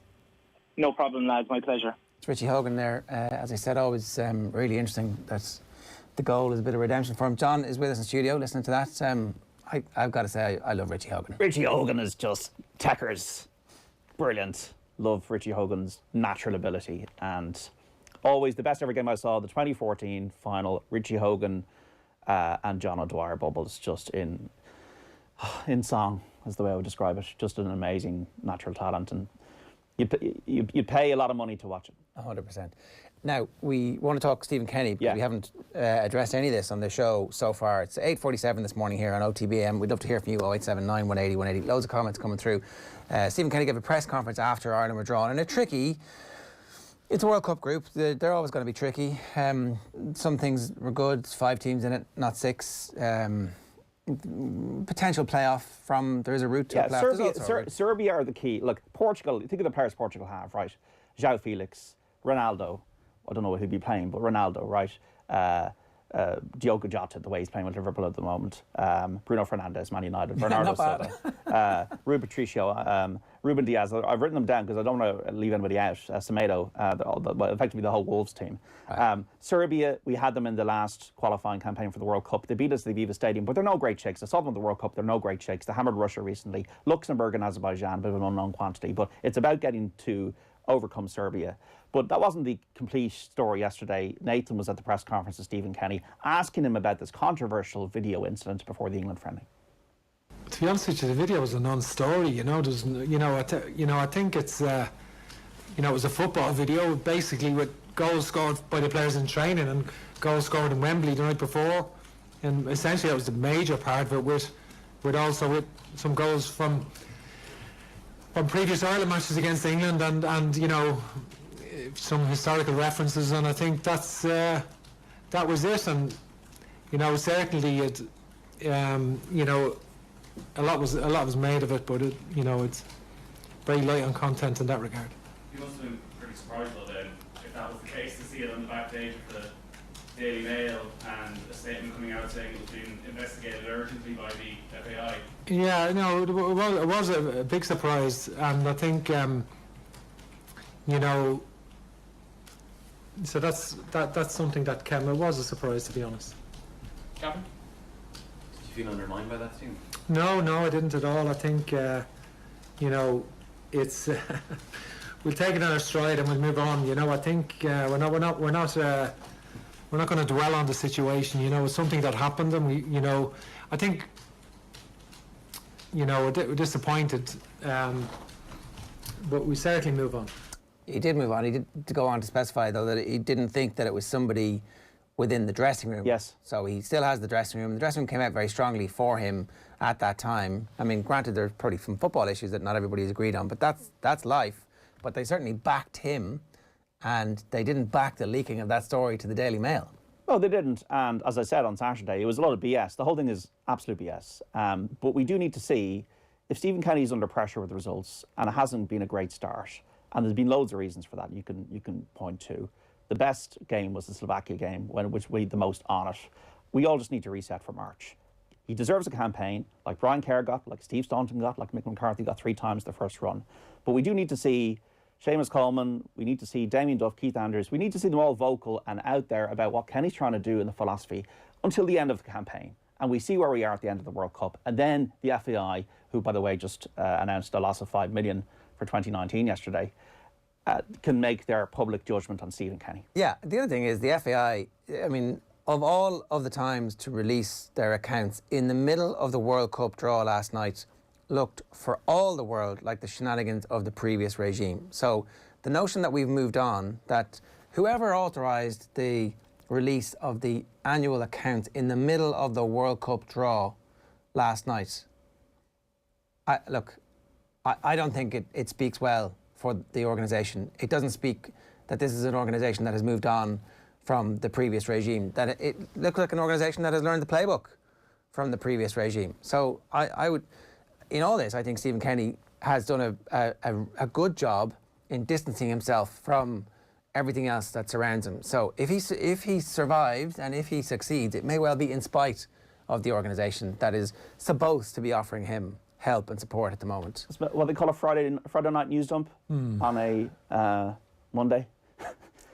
Yeah, the timing wasn't great, but also the statement around that England thing wasn't great either at the time. The investigation being the word. Nonsensical, yeah. Like the whole thing is just not a story. It's not a story. And unfortunately, with results the way they are, and people want to write stories, and there was like stuff coming out about the players being unhappy with some of the style. Once again, all this stuff should be just kept in house. But results will solve it. But everybody needs to get behind the manager. And this is not some kind of sycophantic way of saying that Kenny should be immune from criticism. Of course he should get criticism. But we're coming from a very low ebb. This is the worst team we've had since the early 1970s. Do we have an Evie Fitzgerald clip from? Yeah, I just want to get to Solskjaer first, because United playing at the weekend, they beat West Ham, and then they're playing against Leipzig tonight. They need a draw to get through to the last 16 of the Champions League. Paul Pogba's agent, Mino Raiola, has come out in the press before the game, talking about timing again here, saying that Pogba's unhappy and he needs to leave. And Solskjaer has not talked about this in the press conference because it kind of came out later because it was interviewed to an Italian organisation. But Solskjaer says it's going to be a tricky time tonight.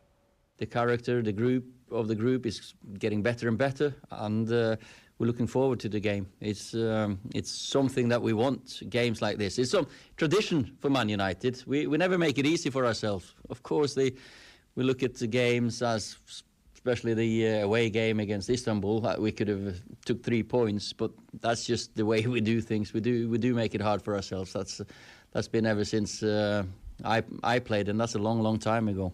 I have kryptonite when it comes to the Solskjaer press conferences. I can't deal with them. What is he talking about? That we've always made it hard for ourselves. Alex Ferguson's teams generally didn't make it hard for themselves, and Solskjaer was one of those players who scored the winning goal in the Champions League final. So some of the stuff he comes out with, I just can't comprehend at times. Yeah, Evie Fitzgerald was on the show last night. This is very interesting stuff. He wants the LGFA and the GAA to be under the one umbrella. This is after the Cork-Galway debacle at the weekend on Sunday. The county's given just 2 hours to adjust to the fact that they're playing at Croke Park. Galway are en route to Croke Park, to Dublin at the time, originally to Parnell Park, and Fitzgerald says it's time to amalgamate them. I think the professionalism of what we do now is kind of outgrown the administrative side of the LGFA, in the sense that you know, they don't have any pitches of their own. We wouldn't have the financial support in terms of crowds at games and stuff. So, like, I think the natural progression for me would be an amalgamation between ourselves and the GAA. No, I know that's maybe looking at a simplistic view, but I think it has to happen if we're going to get equality, is what we're looking for. I mean, we have equality in so many areas of our life now in terms of racism and LGBT and everything else. You know, we need to start looking at it from a sporting point of view, and not just from the point of view of yesterday's game. That's hopefully it'll be a bit of a watershed, but in terms of trying to attract young people into football, you know, we're hearing about obesity, and you know, I'm a teacher myself and I teach disadvantaged kids, so I'm acutely aware of the importance of sport. You know, but if you're you know, a young girl, and I'm not talking about very young now, but if you're a teenager looking at that, just you're saying to yourself, what's the point? You know, if elite athletes are getting treated like that, where are we going? So I do think it's, and it's not having to cut off the LGFA. I mean, there are circumstances, I can understand all of that, but I do think that, you know, if we're to progress this thing, we need to move on. Yeah, so on that, I'm delighted to say we've got Liam O'Neill, the former president of the GAA, with us. Liam, good morning to you. How are you? Good morning. Great, thank you. Yeah, so Efi Fitzgerald makes a very straightforward case there. And in life, like many things, things look straightforward on paper. This is an issue that you actually tried to address when you were president, I believe. Can you talk us through the history of the talks around amalgamation between the Camogie Association, the LGFA and the GAA? Yeah, I certainly can. Yeah, that was done in my second year as president. We started it in 2013. I thought I'd have 2013, 2014. I was going in 2015, and I thought I could have progressed it a good bit. The history of it is that I grew up in a family with 7 sisters. No opportunities for girls in sport at that stage. The world has moved on. Ladies football was founded in 1974, recognised, and things have moved on since that. It came apparently, I was out in Australia in 1999 doing development courses with GA clubs. And I was in a room in Australia, in Brisbane, and the night had gone really well until I was asked a question, and I gave an answer which showed that the 3 organisations were separate. And the room just stopped. And people just stared at me in disbelief. And I said, I'm sorry, but that is the case. And I resolved that night I was never going to be as embarrassed again. And I said, if I ever got a chance, I would try to bring the organisation together because it's the right thing to do. As simple as that. So in my presidency, I put the offer to the Camogie and ladies football. We went as far as visiting each other's central councils and putting the case. And the GA Central Council said yes, they were willing to go. The Camogie Council said they were willing to go. The ladies football, LGFA, said a blank. And it wasn't just the leadership of the organisation, this was the full Central Council, every county there. They said no. So that was more or less that, because you can't force a marriage, you can't force a union on people who didn't want it. And I'm not being critical, I understood felt they had good reasons, and that was it. But we haven't moved on in the meantime. And what happened this weekend, I don't care what way we look at it, it reflects poorly on us all. People outside, and Efi said there about the young girl looking at us, or the young woman looking at us, they don't understand the history, they don't understand why it can't be done. And quite simply, it has to be done. If we were designing the GA at the moment, we would not design what we have. And I would also include handball and rounders in that too. We have 6 sports and we have 5 separate organisations. It's crazy. It can't go on. And if the pandemic has taught us anything, it's that change is more possible right now than it ever was at any point in the history of mankind. I walked into a bank last week with a coat muffled up around me and a mask on. Nobody looked sideways. If I had done that a year ago, I'd have been attacked from all sides as a danger. But the world has changed and we have to change with it. No, it's a great point, Liam. Can you talk? Did you go to that Central Council meeting with the LGFA? Did you? I did, and I don't really want to because if I tell you the story, it'll look like that I'm bitter about what happened. It wasn't an easy night. Well, sorry, I don't want you to come across in any way bitter. I'm just trying to get an understanding of the other side of the argument, because it's. I guess there must be another side of the argument if there was resistance at that point and it was so widespread. Well, there was, of course. And you see, it's not easy. What I was proposing wasn't easy, because if it was easy, it would have been done long ago. We were in a position where you want to change, you have to dismantle, deconstruct 3 organisations and build a new one. And that's not easy, because people have positions. And people look at what's in this for me? How is this going to affect me? That's the first thing happens when you suggest change. People say, how is this going to change my circumstances? And I suppose, to be honest, there wasn't a huge amount of trust in the thing. They thought we wanted to take over. How? I wasn't prepared for that, quite frankly. I didn't think they would see it like that. But the time wasn't right. It was a good idea, but that apparently wasn't the time for it. They weren't ready for it. So if you were to take those learnings, though, I guess, and because it seems like the point you make about now being a good time to strike, how would you approach it in 2021, say? I approached it in 2021 by going, this happened, this is the most obvious example that's happened to players. What happened this weekend is not about the organisation. What happened this weekend was about the players, and about the players not getting the fair shake and not getting what they could get if we were one organisation.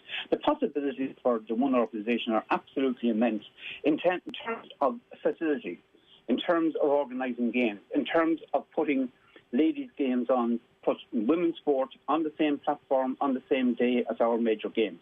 What part is there? It's underused. Our facilities around the country are underused. Honest to God, we could do so much more. We need to have clubs where they have small number of games taking place during the week. We need to have some of them designated as camogie pitches in camogie counties, as ladies football pitches. We need to build cooperations and say there's a guarantee that a game will take place this weekend because we have 3, 4, 5 options for this. We have the infrastructure. We had pitches available last weekend. I've no doubt about that. If we were one organisation, it wouldn't happen. Now, I'm not trying to suggest that having one organisation would end all problems. Of course, there will always be difficulties. Of course, the difficulties now is where hurling is strong, football has difficulty, and vice versa. In counties where football is strong, the hurling has difficulties with pitches and with structures. But all those can be overcome if the major thing is there has to be a willingness to change, there has to be a willingness to join, there has to be a willingness to do it for the right reasons. For the costs alone, I had a good friend, Eve Egan, when I was president. She was working with handball, and she played handball. She was a member of her GA club, and she was a member of ladies football, and it cost her $50 for membership of each one. I thought that was crazy at the time. The woman had to pay $150 where I paid $50, just to be a member, because she wanted to play handball, she wanted to play ladies football, and she wanted to be a member of her local club as part of her community. Those costs are not sustainable. It costs much more for a young girl to play ladies football from Mogi than it costs a boy to play hurling, because of the structure of costs and because we're sustaining 3 organisations. Insurance could be much better.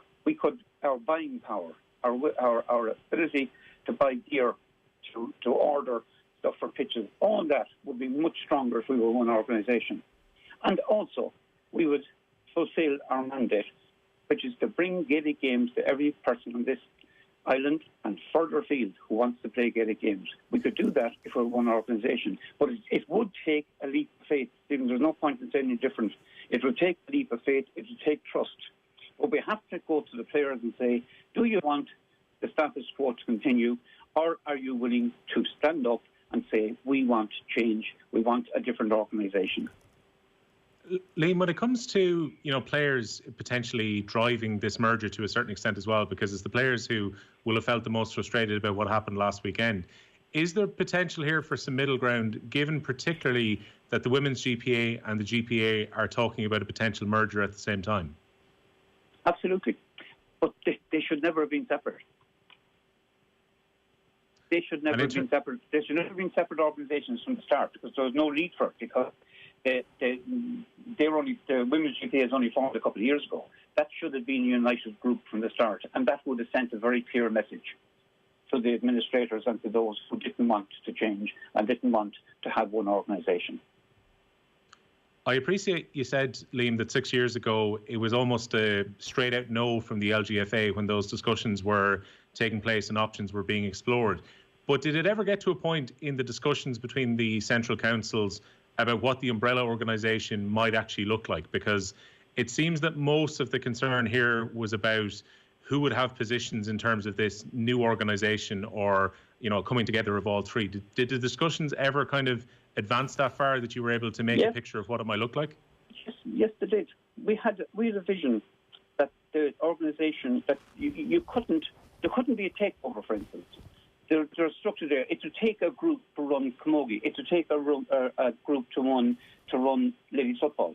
And there was a group there. They would have had to be subsumed into it.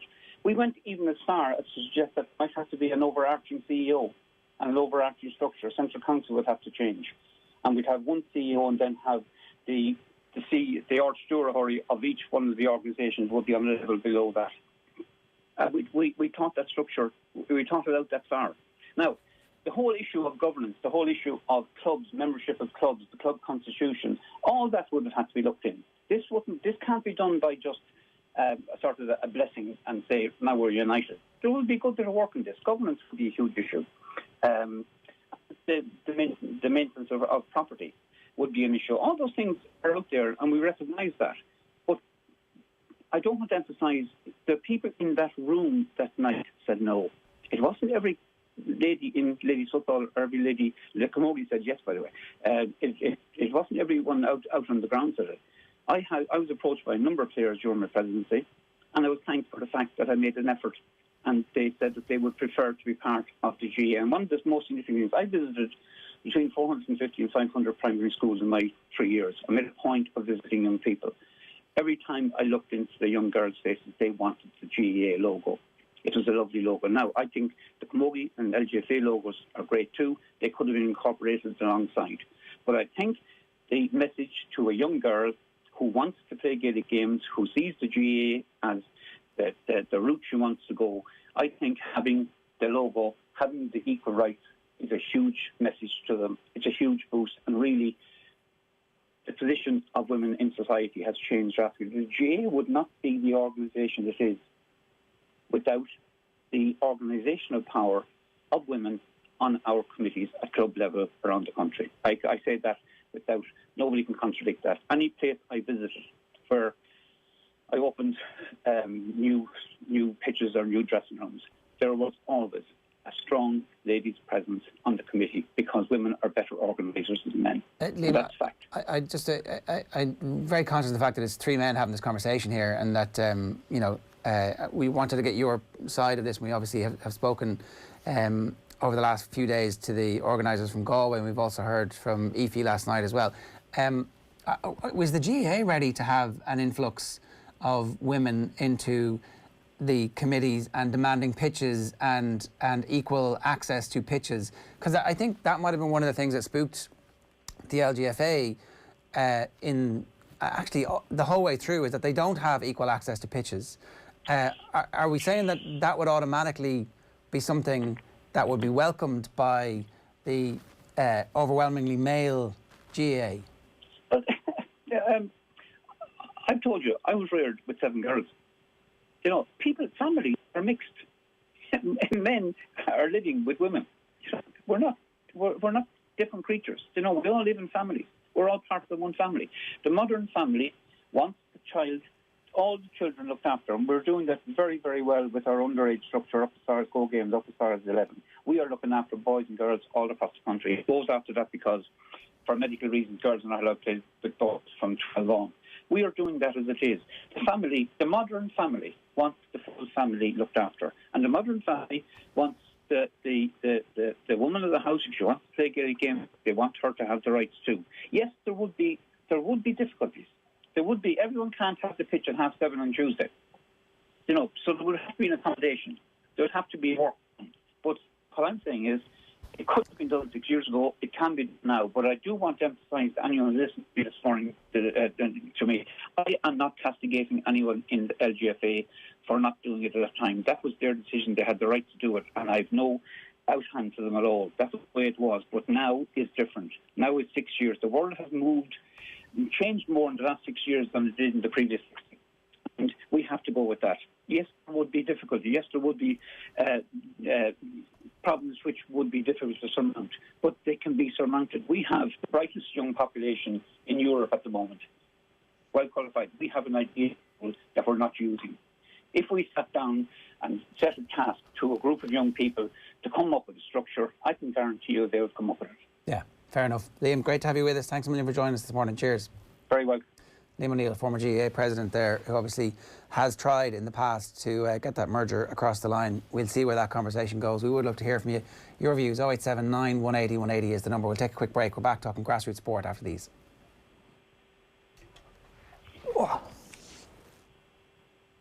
OTB AM on OTB Sports Radio, Ireland's first and only sports radio station.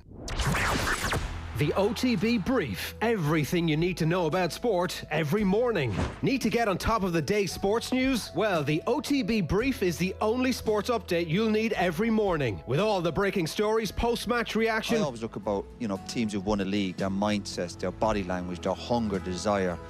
And I see that so much in this Liverpool team. And the best bits from off the ball, all in a 10-minute podcast. Rory McIlroy's game has changed a lot. The OTB Brief. Weekday mornings from 7:20 a.m. on OTB Sports Radio. Listen on the OTB Sports app. So when you're in your childhood, what did you want to be when you grew up? Like, obviously not having TV to frame your judgment. Did you have different kind of aspirations as a regular kind of kid to watch TV? But not that you were irregular, but just what did you want? Like, when you thought about the future, what did it look like? And is it anything that has panned out, or just interested? Yeah, I suppose the only thing I always wanted to do was play for Dublin, and where I live in Clontarf is very close to St Anne's Park where I grew up. And whenever Dublin were playing on a Sunday, up till I was about 13 or 14, myself, all my cousins, my uncles, my parents would pop down onto the coast and walk our way into Croker, kicking a ball along the whole way, Dublin jerseys on, going in, cheering on the lads, and then going straight back to Clontarf GA Club where they'd have a barbecue after games, and you'd run around and you'd be trying to replicate kind of the moves that some people had done. And the only reason I stopped doing that is because I got a job in Croker setting programs before the games, and you'd see the team bus come in and geez, there's the Dublin players, and that was something that I definitely always wanted to do. In terms of anything else, I didn't really have probably still don't have a concrete idea of exactly who or what I want to be, but it was only really coming up to the leaving cert that I decided to throw my hat at medicine. I was probably reluctant to do it. My two parents are doctors, and that probably delayed me making that decision a bit because I didn't want to be seen to just follow them along. But they never would have put me under pressure or encouraged me to do it, but I just got to see them home and enjoying the work that they were doing. And they both are in very different fields. Their mum works in the addiction services and dad kind of is in sports medicine, so they're not your typical doctor jobs, but just seeing them both enjoying their job, working with people the whole time, I decided that it might be something I'd like to do. I've always enjoyed kind of coaching kids, no more than you've done yourself with summer camps since we were both very young. I've always kind of gotten on well with children and enjoy having a bit of a buzz with them. So pediatrics kind of fit like a glove once I tried it, and yeah, really happy with how that's gone. Off the ball. For people to look at Roy Keane and say they're not going to take him because of what he might say as a pundit is ludicrous. It's ridiculous. How are you not going to have a player like that, a manager like that who's had the career he's had, and not try and tap into that to help your team? They're missing a trick. All of them who's not taking them, missing a trick. Off the ball. Weeknights from 7 and weekends from 1. This is OTB Sports Radio, live 24/7 on the OTB Sports app. OTB AM. With Gillette, we don't just play the game, we change it. Gillette, made of what matters.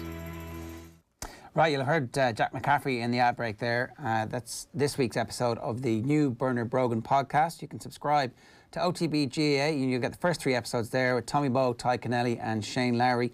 It's all brought to you with thanks to Super Value, proud sponsors of the 2020 All-Ireland Senior Football Championship.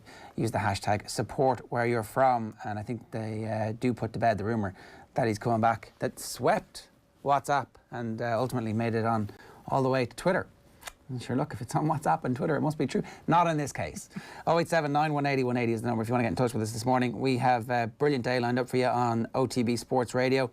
On the app, you just click the radio button, hit play, and this is a continuous audio stream of top quality sports radio coming your way. 1 o'clock today, OTB Gold, Barry Ryan, the author of The Ascent, brilliant book about Irish cycling. Dadcast from 3, Mount Rushmore is Wicklow. OTB Gold is The Life and Times of Johnny Kilban, which is, I think, the second longest reigning boxing champion of the world, an Ackle man who grew up in Cleveland. And Wicklow, of course, has Darragh O'Brien on the Mount Rushmore. He tried to put himself on, but we weren't having it. And then live tonight, the lads back from 7 o'clock this evening. Right. I want to give you another opportunity to enter our Mystery Voice competition. It's very close to Christmas at this stage. What are we, 17 days away from Christmas Day itself? To help celebrate an unusual festive season and to stay close to the team of us, Vodafone want to fill your Christmas stocking. Every morning this week, we've got a selection of great gifts to give away. This morning, you can win a Lions jersey, a pair of tickets to the home Ireland game, the first one where fans are allowed back in, an Irish rugby jersey, and a set of wireless sports headphones. To get your name in the hat, just tell us who is today's Mystery Voice. I didn't know TN had any special requirements. Is there some sort of special law, is there? Let me know. Oh, let me know. I didn't know TN had any special requirements. He sounds menacing, like really, really menacing. Can we hear it one last time? I didn't know TN had any special requirements. Is there some sort of special law, is there? Let me know. To get your name in the hat, just tell us who is today's menacing mystery voice. To enter, send your guess to WhatsApp 0879 180 180. We will reveal the answer and the winner before we leave you at 10 o'clock. And if you don't win today, tune in again tomorrow for more chances to win. It's all thanks to Vodafone, main sponsor of the Irish rugby team. Now, let's move on because we want to talk about the different ways in which grassroots sports are being treated at the moment when it comes to level 3 point, whatever we're in. I'm delighted to say we've got two people heavily involved in the game at grassroots level in particular. This is football we're talking about. Daniel English is a coach and director of football at Corduff FC, and Derek Collins is the secretary of the Midlands Schoolboys and Schoolgirls League. Derek, we're going to start with you. We spotted your letter in Laois Today last week.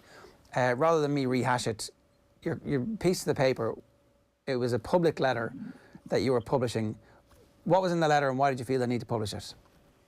Well, basically, it's due to our stakeholders, which would be all parents, coaches, managers, secretary, etc., being very frustrated that since in the background of this, our league started in September. At the end of September, we had to stop due to being moved into level 5, which was grand, and we understand the health problems there. But with the new restrictions moving to level 3 or 2.5, we have now roughly got 9-10 weeks of constant training, which in clubs it's very hard to keep young kids doing the same thing. Most of them would train twice a week. So after a couple of weeks, numbers started to drop off. Clubs got concerned. So basically it was secretaries ringing myself saying, do you know what's happening? When will we get back playing? If we come to level 3 or level 2, will we get playing back to matches? Then with the bombshell of the level 3 and no matches still, but you can still train, numbers are just completely dropping off. You need games, essentially. That's what you want. Yeah, well, it started off at level 5 when we had this famous word, elite. Players could play, and to give you an example, if you have a twin boy, say under 14s, one could be an elite player. The word elite is not a word I like using because it should be an emerging player. But however, the FEI or the sports bodies or the government decided to bring in this word. One player could go out and play while the other looks out the window at his brother going out to play. There should be no difference. If players can play, they can play. If they can't play, they can't play. It's the grey area of not knowing what you can do. Like football or soccer, as I have to kind of say it down in the Midlands, because there's another sport called football, we tend to, it's a team game. It's not like you can just go out and do personal training. Everything is set up for the team sport. And it's very frustrating that way on it. Daniel English, you've again written a letter. This is to all your local representatives in Dublin 15, is that right? Yeah, I basically seen Derek's letter last week, and I felt that all the clubs had to do something about it. I think until we start making noise about it, and actually writing to these politicians and getting onto them, that I don't think anything will be done. I wrote all letters to them now today. We're putting in our court of social media, because I just think it's gone on way too long now. We keep saying we have a plan to live with COVID and we're learning to live with it, but we're not. Every time the going gets tougher, the cases go up, it's just shut down shop. Like, we have kids that haven't played really in 9 months. They've played 2 games. They're coming training. The coaches, they've nothing to react to games-wise. They've nothing to proactively look forward to games-wise. And they're just training for the sake of it. Then even with like senior football, our seniors in Cordoba were locked down for 6 weeks.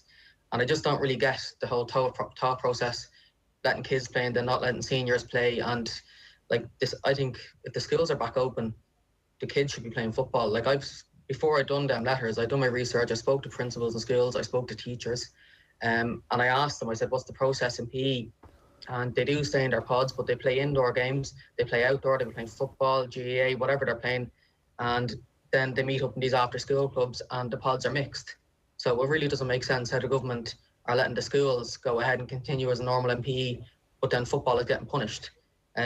We've kids between the under age of 8 and 13. That's their massive development cycle, and we've kids that haven't completed a season properly in 2 years, with the change of calendar football and the change back, and then obviously with COVID. So I think the TDs need to stand up and start earning their votes and be counted for. I know I've seen a couple of them in the Dáil, maybe 1 or 2, bring up points about getting us back, but are they really doing anything? Like, are they really going around to the local clubs and seeing what we need to get back? Because all I've seen is in Cordoba especially, we've invested loads in the signage, appointed COVID officers and took it really seriously, and yet then we're not trusted to have games or let the kids actually go out and play games on the weekend. So it just really doesn't make sense. And then, like, I was in a shopping centre on Sunday with my partner, and the shopping centre is packed. There's hundreds of people walking around. There's loads of kids hanging around together. You walk by public parks, they're playing football together, and they all keep saying if it's outdoors, you're not as high risk of getting the virus. So I don't really understand why we're actually not allowed to play football. I think it's very tough, and I think the effects that it's actually having long term on coaches, parents, players is not actually really accounted for. And I think it's time that all the clubs stand up, come together, and actually say we're not standing for it anymore, because they do need to change it. Daniel, in terms of taking a look at what's going on in other sports, so over the summer, obviously, there was club championship matches that we televised in Gaelic football and hurling, and that was a really good thing for those communities. And yet, not that much seems to have changed from summer to now, but we can't have kids playing. And you make the point that kids can play in school together. And then, obviously, we're seeing that the minor and under-20 inter-county championships are going to be resumed this weekend in Gaelic games. When you saw that, what did you think? I just thought it's absolutely ridiculous. I think, it's either you do what New Zealand done and you lock it down fully, completely suppress the virus, or you learn to live with it. And I don't think we're doing it properly over here. I think it's either all the sports are shut down as one, and everything is shut down, or sports are allowed to continue. It doesn't make sense. They don't take in. Everyone talks about mental health with the kids, which is very true. They don't talk about the risk of kids getting obese or putting on weight or whatever it is. When they're not playing, they need to be out training. They need to be socialising. I actually had 2 mothers that texted me the other day in the club that the kid is really suffering since lockdown.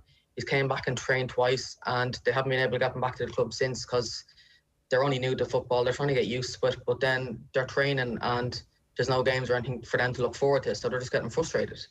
And I think now all the clubs really need to come together, put their points across, write to the local TDs, and ask for, because they don't actually have valid explanations for us not playing. The cases are going to go up in Christmas. The pubs are open. You can go for a pint with your mates. If you want to go to the cinema on a Saturday or the shopping centre, the government say, yeah, work ahead. You want to do that, go ahead. But no, you can't play football and you can't have non-contact training. It just does not make sense. And it is getting very frustrating now. And I kind of stayed quiet on it. And then I looked at Derek's letter. I thought it was very well addressed. And it just got me thinking that all the clubs need to do something about this, because it's just, I think it's a shambles now. I don't think it's been handled very well. I do understand, I have family members that are high risk, 1 or 2 of them, and I'm always very responsible around them. But even they're getting frustrated now, and it's just not of benefit to anyone. So I think it's time for serious change. Derek, what was your take when you saw that the inter-county GAA underage season was resuming?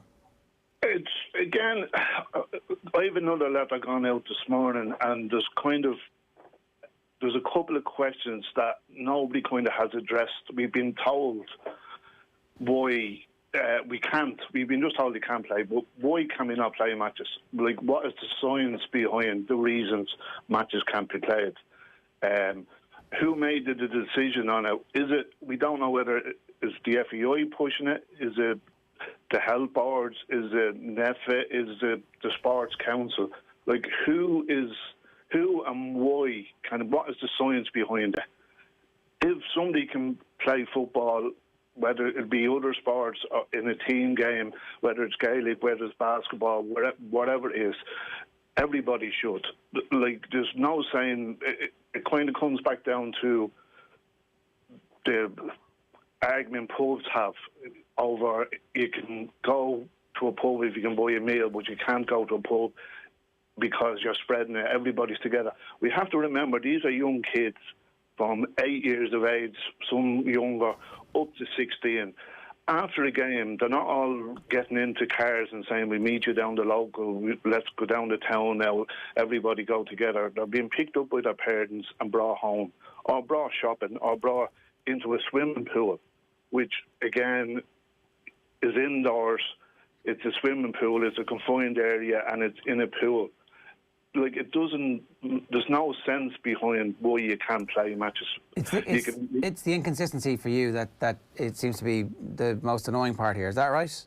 Yeah, like, if it's a health risk, it's a health risk. We don't want to put any kids in any way. Like, the majority of kids, everybody, you have to protect every kid, every boy and every girl. So if it's a health reason, it's a health reason for kids as well as adults, no matter what sport you're playing. It makes no sense behind it at all. I just done a bit of research last night, and we came across a study online that was done in San Diego, and they've done a complete paper on it. And there was 6,500 players, 263 coaches from 6 different soccer clubs, and they've done everything on it. And basically, the outcome of this study is that there is no playing soccer for kids or football for kids in an outdoor environment in the proper manner. There's no risk to transmit COVID, or it's a very minimal risk. Like, when kids go in school, they're sitting in a classroom with their coats on, with all the windows open. So running around outdoors, just doesn't make sense whatsoever. Derek, you represent a league. You've got 5 different counties there at the moment, so you can give us a pretty broad stroke on this. In terms of the potential damage that can be done to clubs currently, and the potential for kids having an absolute lack of interest and maybe dropping out of football if there's no league resumed soon. Oh, 100%, 100%, because it's like everything. It's like you probably more adults, like, if you're out playing for a football match and you're training, you're going up twice a week because you want your place on a Saturday or a Sunday, whatever day you play football. If you know for 1 week you've no match or idle, you're kind of going to get a little twinge in your knee. You say, on a Thursday, I won't phone up, I just say I'm injured, and I'll be back again the following Tuesday, and I'll be all right for the following match the next week. Kids, it's grand. It started off as grand. They were back training. It was a new thing for us because everything was closed down. But after 9 weeks, the numbers of in clubs, in people, they're driving kids back to their Xboxes or their PlayStations, because we being a kind of winter league, it's not that you're going out training, it could be raining, you've no use of dressing rooms, kids are getting wet, they're getting back into mammy and daddy's car, they're catching colds. You catch a cold and parents think, oh, I better get you tested just in case you caught something. Like, it just doesn't, the whole thing of it doesn't make sense. And numbers are dwindling from clubs. They're still members of a club, but they're not turning up. They're not participating in it. Health-wise, it will be down the road a big eye-opener for parents, because you won't get Johnny or Mary out of the house because they're now talking to their kids. The fellas that they only meet for an hour and a half on a football pitch, they're now talking to them through their headsets, through their games, etc. It'll really do significant damage to sports and to young adults playing the game. Daniel, are you seeing a similar experience with the children in Corduff? Yeah, 100%. I think as well, like I was talking to my uncle who's involved in Kerry in a club, he's a secretary down there, and they're looking to know now as well is because they're a county which is heavily supported with GAA and a lot of the kids play GAA. As soon as it comes back to January, February and the GAA season kicks off, they're worried that they'll actually be not even able to finish their league. They're trying to get it done by January, February, March if we're able to go back. And I don't really think the government have thought it through. I suppose we're lucky enough in Corduff, we're not as affected with other sports. Generally, the majority of them will play and the football, or you might have someone that plays GAA as well. But down where Derek is in Laois or Kerry, it's a lot more difficult for them because they're under pressure with the GAA training and the players, and it's a lot for the parents to have to do to bring them to both training. So I think they really need to start thinking about that. And I'm just kind of wondering now, as a club, we've put all our precautions in place, got our COVID officer. Like, if we didn't do that, there would have been serious consequences on the mental and physical aspect for the kids.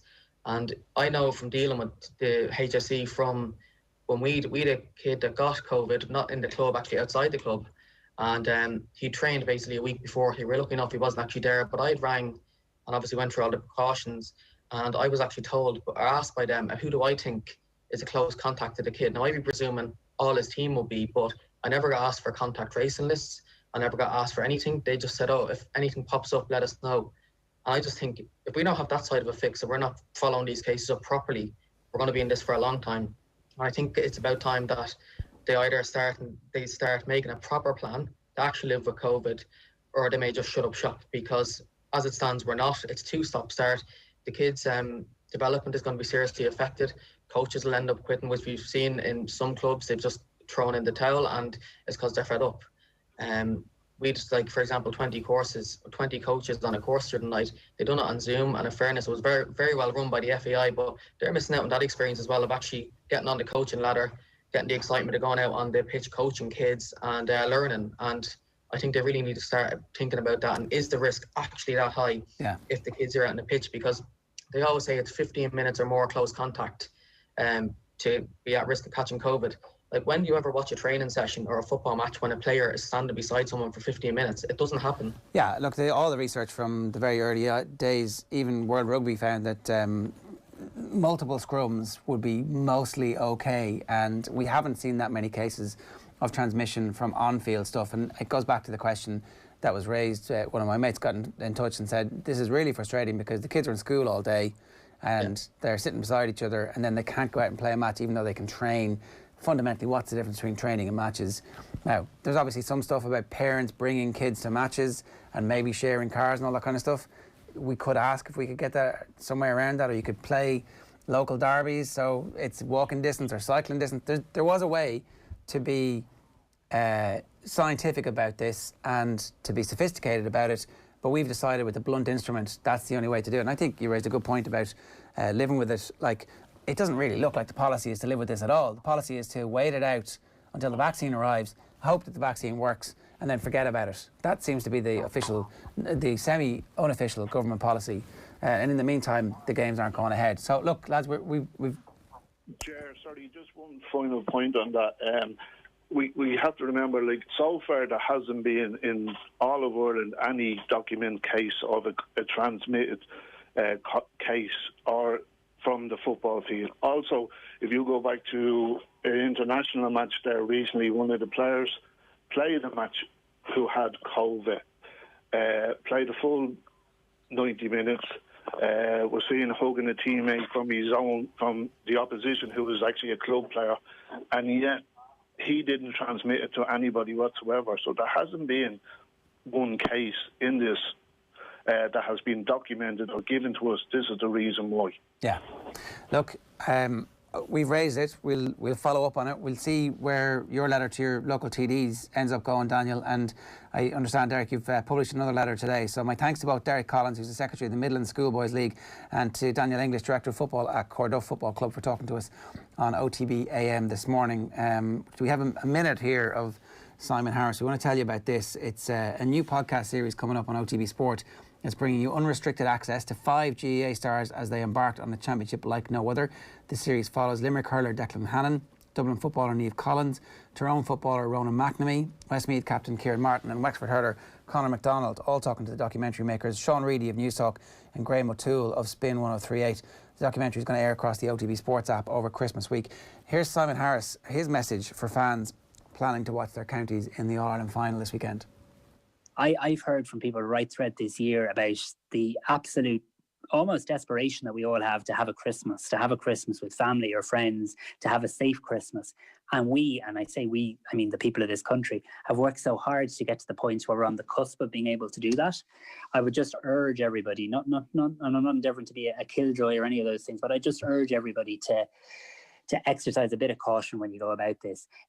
As our chief medical officer says, every contact counts rather. So, look, if you decide to go out with the friends to the pub with food and watch the match and, follow all the public health guidance there, that's perfectly appropriate. But then don't feel you need to go out the next night to the restaurant or another night to the pub, or, we just have to exercise that common sense.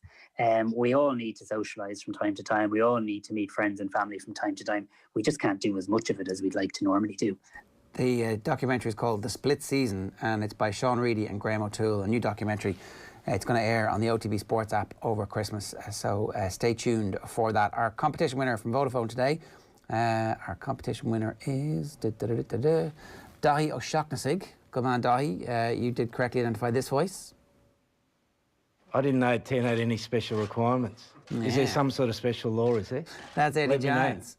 Our competition today is always thanks to Vodafone, main sponsor of the Irish rugby team. And Dahi, you pick up a Lions jersey, a pair of tickets to the next Irish home game when fans are allowed in, an Irish rugby jersey and a set of wireless sports headphones, all courtesy of Vodafone, main sponsor of the Irish rugby team. OTB AM, live in association with Gillette. Good mornings. Start with Gillette, giving you the confidence to tackle the day ahead. Right, now let's bring you some Keith Wood reacting to the entire November/December international series. Have a look. Well, so Northern Hemisphere Test Rugby has signed off until Six Nations time 2021. England beat a weakened French team to win the final in sudden death yesterday. Ireland finished third. They beat Scotland 31 points to 16 on Saturday in Dublin. Keith Wood, hello. Hi, Joe. How are you getting on? Very well. Now, this is an easy tournament to pick holes in. It was an imperfect solution. It was better than nothing. But I think if we never see the Autumn Nations Cup again, that won't be the worst thing to happen to us. No, I don't think it's something we'll be hanging our hat on. There's a couple of things came out of it. I don't know if we discussed it last week or not, but rugby is a game that requires fans, and not 2,000 or 3,000 like there were in Twickenham, but the full group, the full stadium. It needs the ebb and flow. It needs that buzz. It needs the spark. It needs the additional nerves that kind of go with it. So that's the first part. And secondly, for a tournament to really matter, it kind of needs to matter, and everything needs to be taken seriously. And I think some parts were taken seriously, but it became so disjointed so quickly with Fiji not being able to play a lot of matches, and a lot of the kind of chopping and changing that went with it. As a competition, it didn't feel right. It didn't feel like Test rugby. Although on the final weekend we got a bit more spark and a bit more bite to it. Maybe there was a little bit more meaning in the matches at the weekend. Yeah. Do you think it misses fans more because of the physicality? I mean, I guess every sport feels strange at the moment without fans, but you're saying rugby especially in your view. I think it. I mean, there's no doubt but that you feed off the energy of the crowd, and there's no doubt that when you're at home that can help you. There's no doubt that helps you with the referee as well, that sort of emotional energy seems to get into the referee. They try and deny it, but I don't doubt for a second that it happens.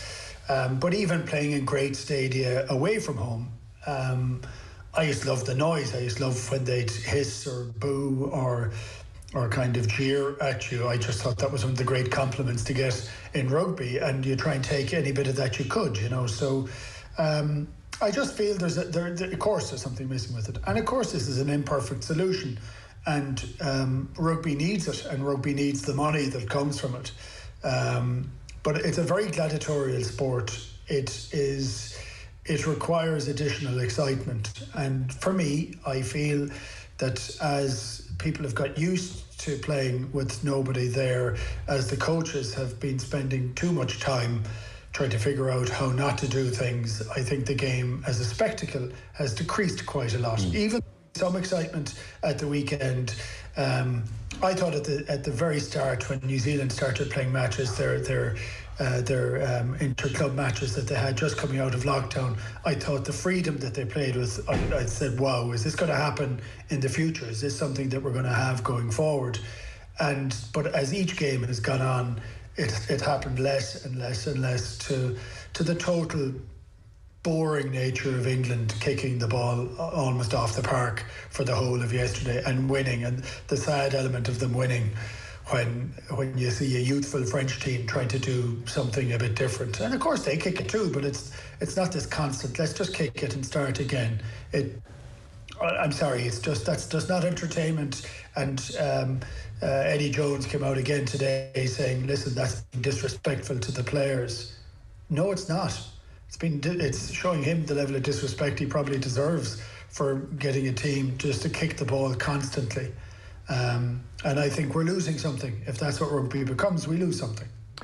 Yeah, well, we'll come to Ireland then in a moment. Seeing as you've raised the Eddie Jones issue, he said, would we like to run the ball more? Possibly yes, but not if we're not going to win games of rugby. Can I just say, I think you're being totally disrespectful to the players the way you criticise rugby. Sometimes you just can't play good rugby. Had we run the ball from everywhere and got turned over 30 times and been beaten 30 points to 15, you'd have said, why didn't you kick the ball more? Be respectful to the players. There was one other quote, by the way, from Ben Youngs, and this is last week, but it might give you a sense of where the game is. And it was, I didn't get time to come to it last week because you referenced your sense of almost fatigue or boredom with some of the fare on offer. But Ben Youngs in the last couple of weeks was talking about the way the game is now and the amount of kicking in the game. And he said, previously, if you made a line break, all the odds were on you as a team to go and finish it. Now, however, the breakdown is so fiercely contested that after any line break, I almost feel we're at our most vulnerable than in any other part of the game. Yeah, I think that's a decent point, actually, and a non-irritating point, like I think some of Eddie Jones were. But I just want to touch on Eddie Jones' point. If we were to throw the ball around, I've never said that, and I don't believe that that's what the game is. It isn't basketball, and it isn't throw it about all the time, but it isn't that kick is the first, second and third option, and just get it out of your half. And you'll often hear me saying sometimes just kick it down the field, because that's what I believe you should do in certain circumstances, but it can't be the default setting, and that everything else that happens when there's such a glaring mismatch that you're able to go and do it. I think it's disrespectful to players of some of the quality that England have that they don't have a cut at all, and I do believe that's part of it. And I do agree then with Ben Youngs to say that actually it's become so vulnerable when you break the gain line. That's a problem for the lawmakers, and they need to change it because their last changes haven't made the difference that you'd like them to make. And the game, like, that's stultifying what we're watching for the last 3 or 4 weeks, and it shouldn't be like that. So it's funny, somebody asked me about the different ways and different reactions to playing. I was very fortunate to play with Dave Wilson, who was the Australian captain for a while. We played a couple of seasons together in Harlequins, and it took me a long while to get used to him because I was a ball carrier, and you'd carry the ball, you'd make contact, and he would tackle me and the ball, and he was playing with me. And I was saying, geez, Dave, I want to kind of bounce him. I might be able to go a bit further. He said, yeah, but you don't need to bounce him. He said, if you get him and knock him and you've made a hole, he said, I'll have the ball out of your hands and in the scrum half's hands immediately. So he tackled the ball playing with me, and we didn't have any rucks at all, almost, at that stage.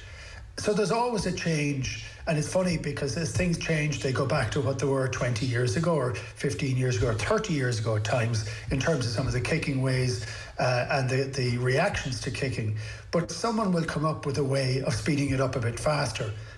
But at the moment, for me, there are too many players putting their hands on the ball in the ruck, and that's what's causing this huge slowing down of the ball, this huge confusion from it. You would never put a hand on the ball 20 years ago. The laws have changed over that period of time to make certain that it looks more palatable on the eye. but it means that 2, 3, 4 people putting the balls in, that's a penalty straight away anyway. There's only one player from the opposition side entitled to put their hands on the ball. If you see 2 or 3 in there, that should be a penalty. I mean, they haven't got it right, and when they do get it right, there's a lot of penalties and people get upset about it, but we just can't have it in that particular fashion, I think. It's a wider discussion. We'll come back to it between now and Christmas, I suspect. So Ireland then, 31 points to 16 winners against Scotland. You said here last Monday, yes, a win, obviously almost borderline essential at this stage for Andy Farrell, but you wanted performance as well. Now, there's a very nice sheen on that scoreboard ultimately, and there was some very nice rugby played by Ireland, so all's well that ends well. But goodness me, 30 minutes in, 9-3 down, this was starting to look very ragged.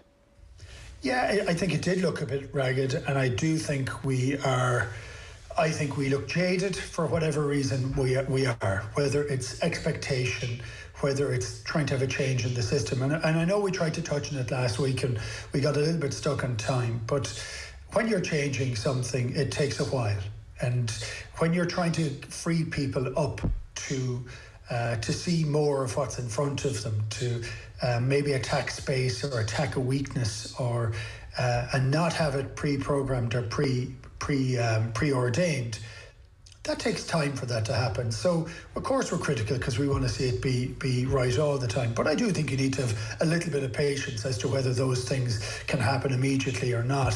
I think too many times we're not looking like we're not looking like we mean it, and that'll be read wrong in every way, but we're taking the ball into contact, but maybe it is that fear of getting a proper break. Maybe we do want to target somebody in the chest to make certain that we can just win the ball back straight away and not have a risk of losing it. But at the moment, we have a level of uncertainty in how we're playing. So we're not accelerating into contact. We're not accelerating and off-stepping off the point of contact very much. We are, as Brian Driscoll pointed out last week, we're catching an awful lot of ball to the chest, not on the tips of our fingers, and that means we are limiting our options almost immediately when that happens. So I thought we played pretty well at the weekend. I thought our discipline was an awful lot better. I thought Scotland were poor, and I couldn't get over the fact that they didn't put a hard press defence on Ireland. I couldn't get over that because that is the one defence that puts Ireland under huge pressure. And so I thought it was a good game for us, and I thought we scored some good tries. I thought players showed a level of higher energy than they had. Now, not the whole team, but enough of players to do it. And I thought we were comfortable winners of the game. So for me, it was a much better performance. As I said time again on this one, if we can use this autumn to try and bring ourselves on to a next level or make a few changes that are happening. I'm not seeing a huge amount of progress, but I am seeing a little bit of movement from what we were doing before. I still think we're uncertain, but that'll only take a matter of time before we are very comfortable with what we're trying to do on a day-to-day. Patches of certainty did break out. You know, post-second half, in the build-up to the Cian Healy try, there was a hog knock-on and then scrum, and the scrum was fixed, and there were a lot of quick phases, and Caelan Doris made a big carry, and Cian Healy went over, and it felt a little bit 2018-ish in the way there was an efficiency about that move, and there was certainty there. And then, you know, one of the criticisms of the Georgia game was that overlaps were not taken. And we saw in the Keith Earls try in 50 minutes to go 25-9 up. It was Henshaw to O'Mahony. Great hands from O'Mahony, you know, brilliant stuff. And out to Earls, and he finishes very well. And that was a taking advantage of the overlap. And it was, you know, 25 points to 9. There was a ruthlessness to that, which was good. So in those patches, what were we doing well? I thought our handling was better in those patches. I also thought our pace was better. Our pace of the ruck was better. It comes back to ruck. It always comes back to ruck in many ways, doesn't it? Well, I think it comes back to quick ball. It comes back to guys doing the right thing at the right time, and technically the right thing at the right time. And look, for the last year of Joe Schmidt's reign, I think the game had moved away from the game that we were playing. And I know England have maybe taken that on to a new level where everything is that preordained, that you'll only do certain things within about 15 or 20 metres of a line. And I don't agree with that for rugby anyway. But But I think the game had moved away from what was so successful for us in 2018. And I also think that everybody was gunning for us and knew what we were trying to do. And if they stopped us at source, that we weren't going to be able to play at all. But so we're now trying to play more for gaps and space and see the game on its merits. And that is going to take a period of time. I don't doubt that. I'm not uncomfortable with that, because I think that's a better route for us to play, because it depends on what the opposition are doing in a lot of cases, and you're able to pick holes in that, hopefully, if you get hands up. But for me, in that 20 minutes, there was about 20-25 minutes of the second half where we ran with purpose. And even if it wasn't going into contact, people tried to accelerate and put something onto the ball, and also their handling was pretty much hand to hand, and that makes a big difference. But I would always say this every time, ever since he came on the scene, the joy that there was in Thomond Park and that there is in Lansdowne Road when you see Keith Earls with a little bit of space, because he's absolutely electric. He's 33 years of age now. He still is electric. He still has that amazing turn of pace. You need to get the ball into their hands far more often. And that's like, look, we watch the England game. We're not going to talk the England game, but I love watching Johnny May turn up all over the field. He's a guy that just seems to be given the latitude to look for the ball, and he picks and goes at times, but he turns up everywhere. And I think you need to get your players that are on the periphery, they have to get involved more. But for me, get the ball into the wingers' hands, because we need to be able to do that. You said Scotland were average, and they gave Ireland the wings with their defence, and Eddie O'Sullivan made that point as well. He was also surprised, which was, it says a lot about Scotland. Even in the period where they were growing into the game early on, I just jotted down as they were going, like Van der Vault knock on 15 minutes when they had Ireland under big pressure. 3 minutes later, another knock on. 5 minutes after that, in the 22nd minute, there was a straight pass in midfield. It bounced and CJ Stander jumped on it. I mean, a better team could really have put that game to bed in that period is the worry going forward. And then, I don't know, like how something like, for instance, remember the Murray box kick and Henshaw takes it, and then there's nobody there, and it's a complete systems failure. It's hard to know how much to read into moments like that. Are these just part of the growing pains, or is there always just going to be a raggedness under this coaching ticket where we have periods like that in games where, there's a lack of attention to detail, and then we snap into a 20-minute period where stuff goes well? I guess that's a question that's difficult for you to answer, but it's one that we could still legitimately have after the Scottish game. Yeah, look, the lack of attention to detail point is, like, I'm not saying we should have less attention to detail. That sounds incredibly negative and wrong. Yeah. But having the most prescriptive and successful style under Joe Schmidt was something incredibly intense, and incredibly intense for the players in training and playing all the time. Yeah. After a period of time, people want a little bit more freedom for that. So you don't want to have the exact attention to detail on every single aspect and facet, but you need to make certain that you protect the ball at all times, that you take it into contact incredibly well, that the next guy in ensures that it's quick for 9. That's something that has to be sacrosanct. Yes, so, it's non-negotiable almost, is the point you're making. Non-negotiable. And I think there are a few things like that are non-negotiable. But if someone goes for a 50-50 pass, which would have been anathema in Joe Schmidt's time, if I want that. I actually want to see those. Yes. You can live with that. Yeah. That'll go to ground. And if people say that's awful, that's a disgrace. People say too many things are disgraces, by the way. That's just the ball.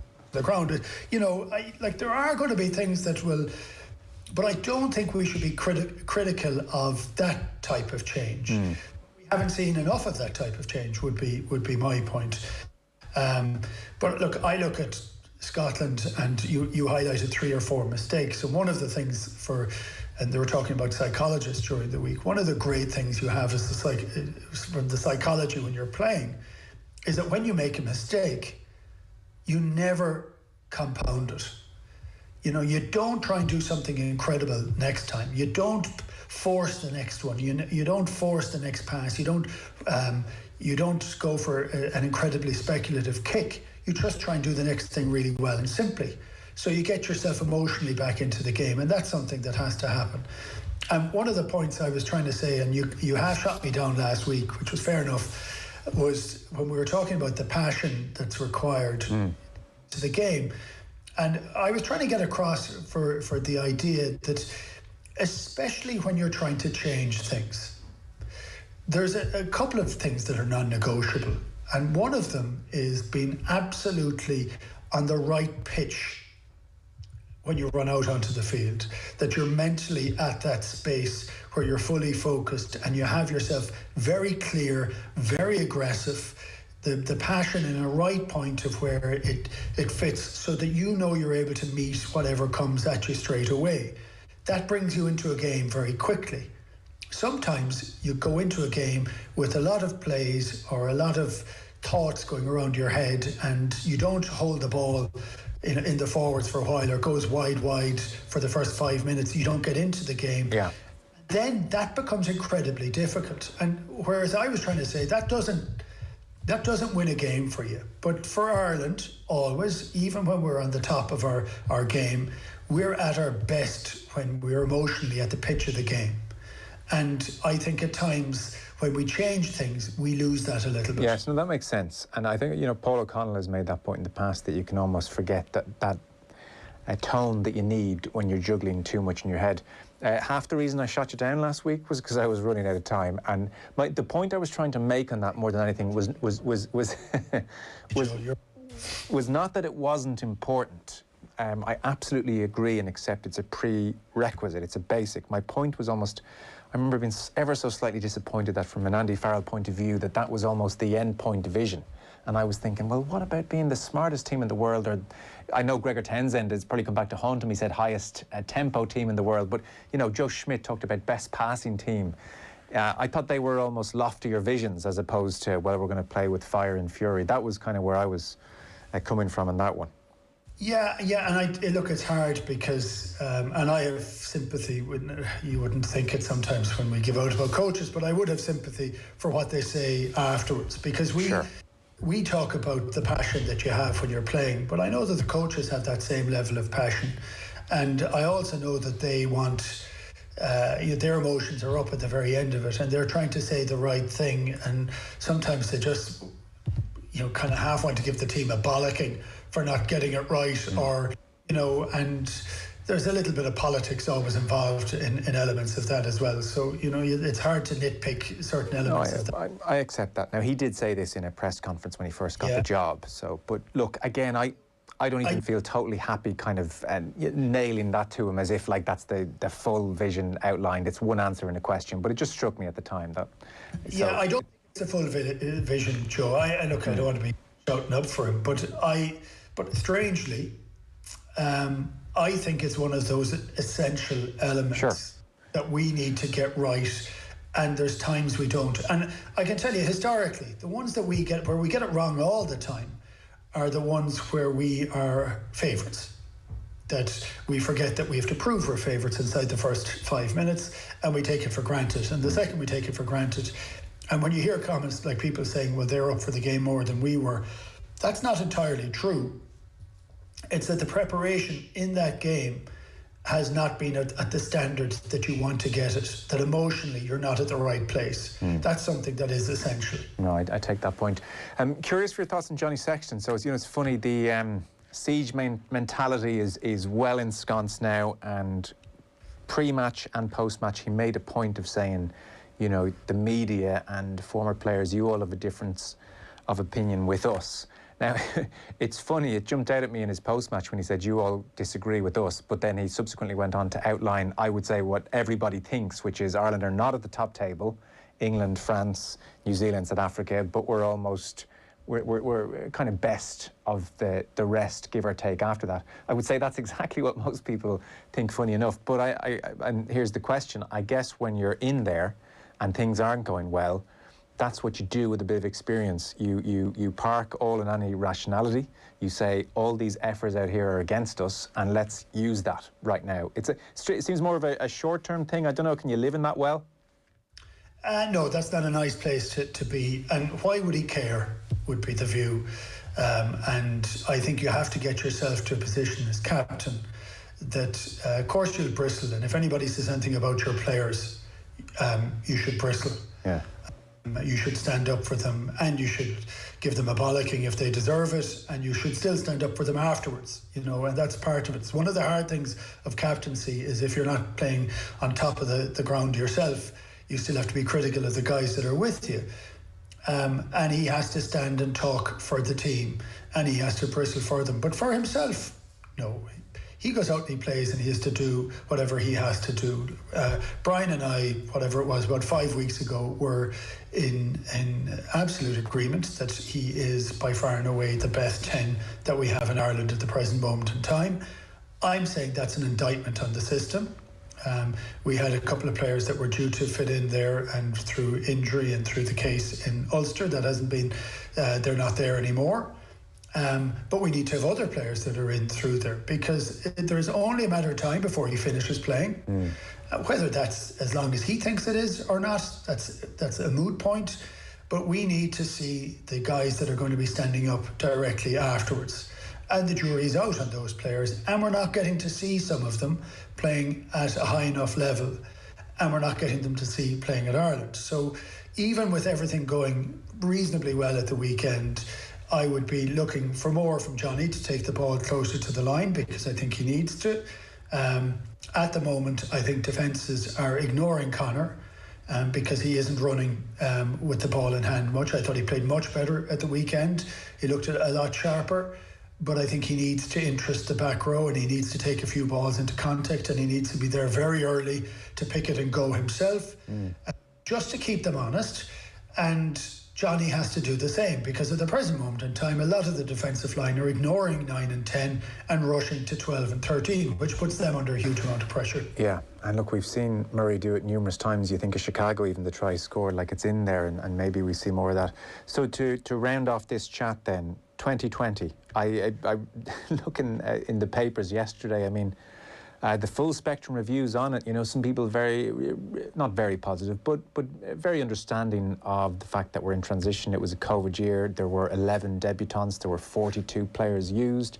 Others, frankly, you know, described it as closer to a lost year in some ways. You know, where are we going? It feels a little bit rudderless. So yeah. where are we as we head to 2021, Six Nations? It still feels like France-England gap. We ain't much closer to bridging that, and with them coming to Dublin, this Six Nations could get squeaky. Yeah, look, it's definitely not a lost year. I think it was the strangest of years for everybody and everything, not just rugby.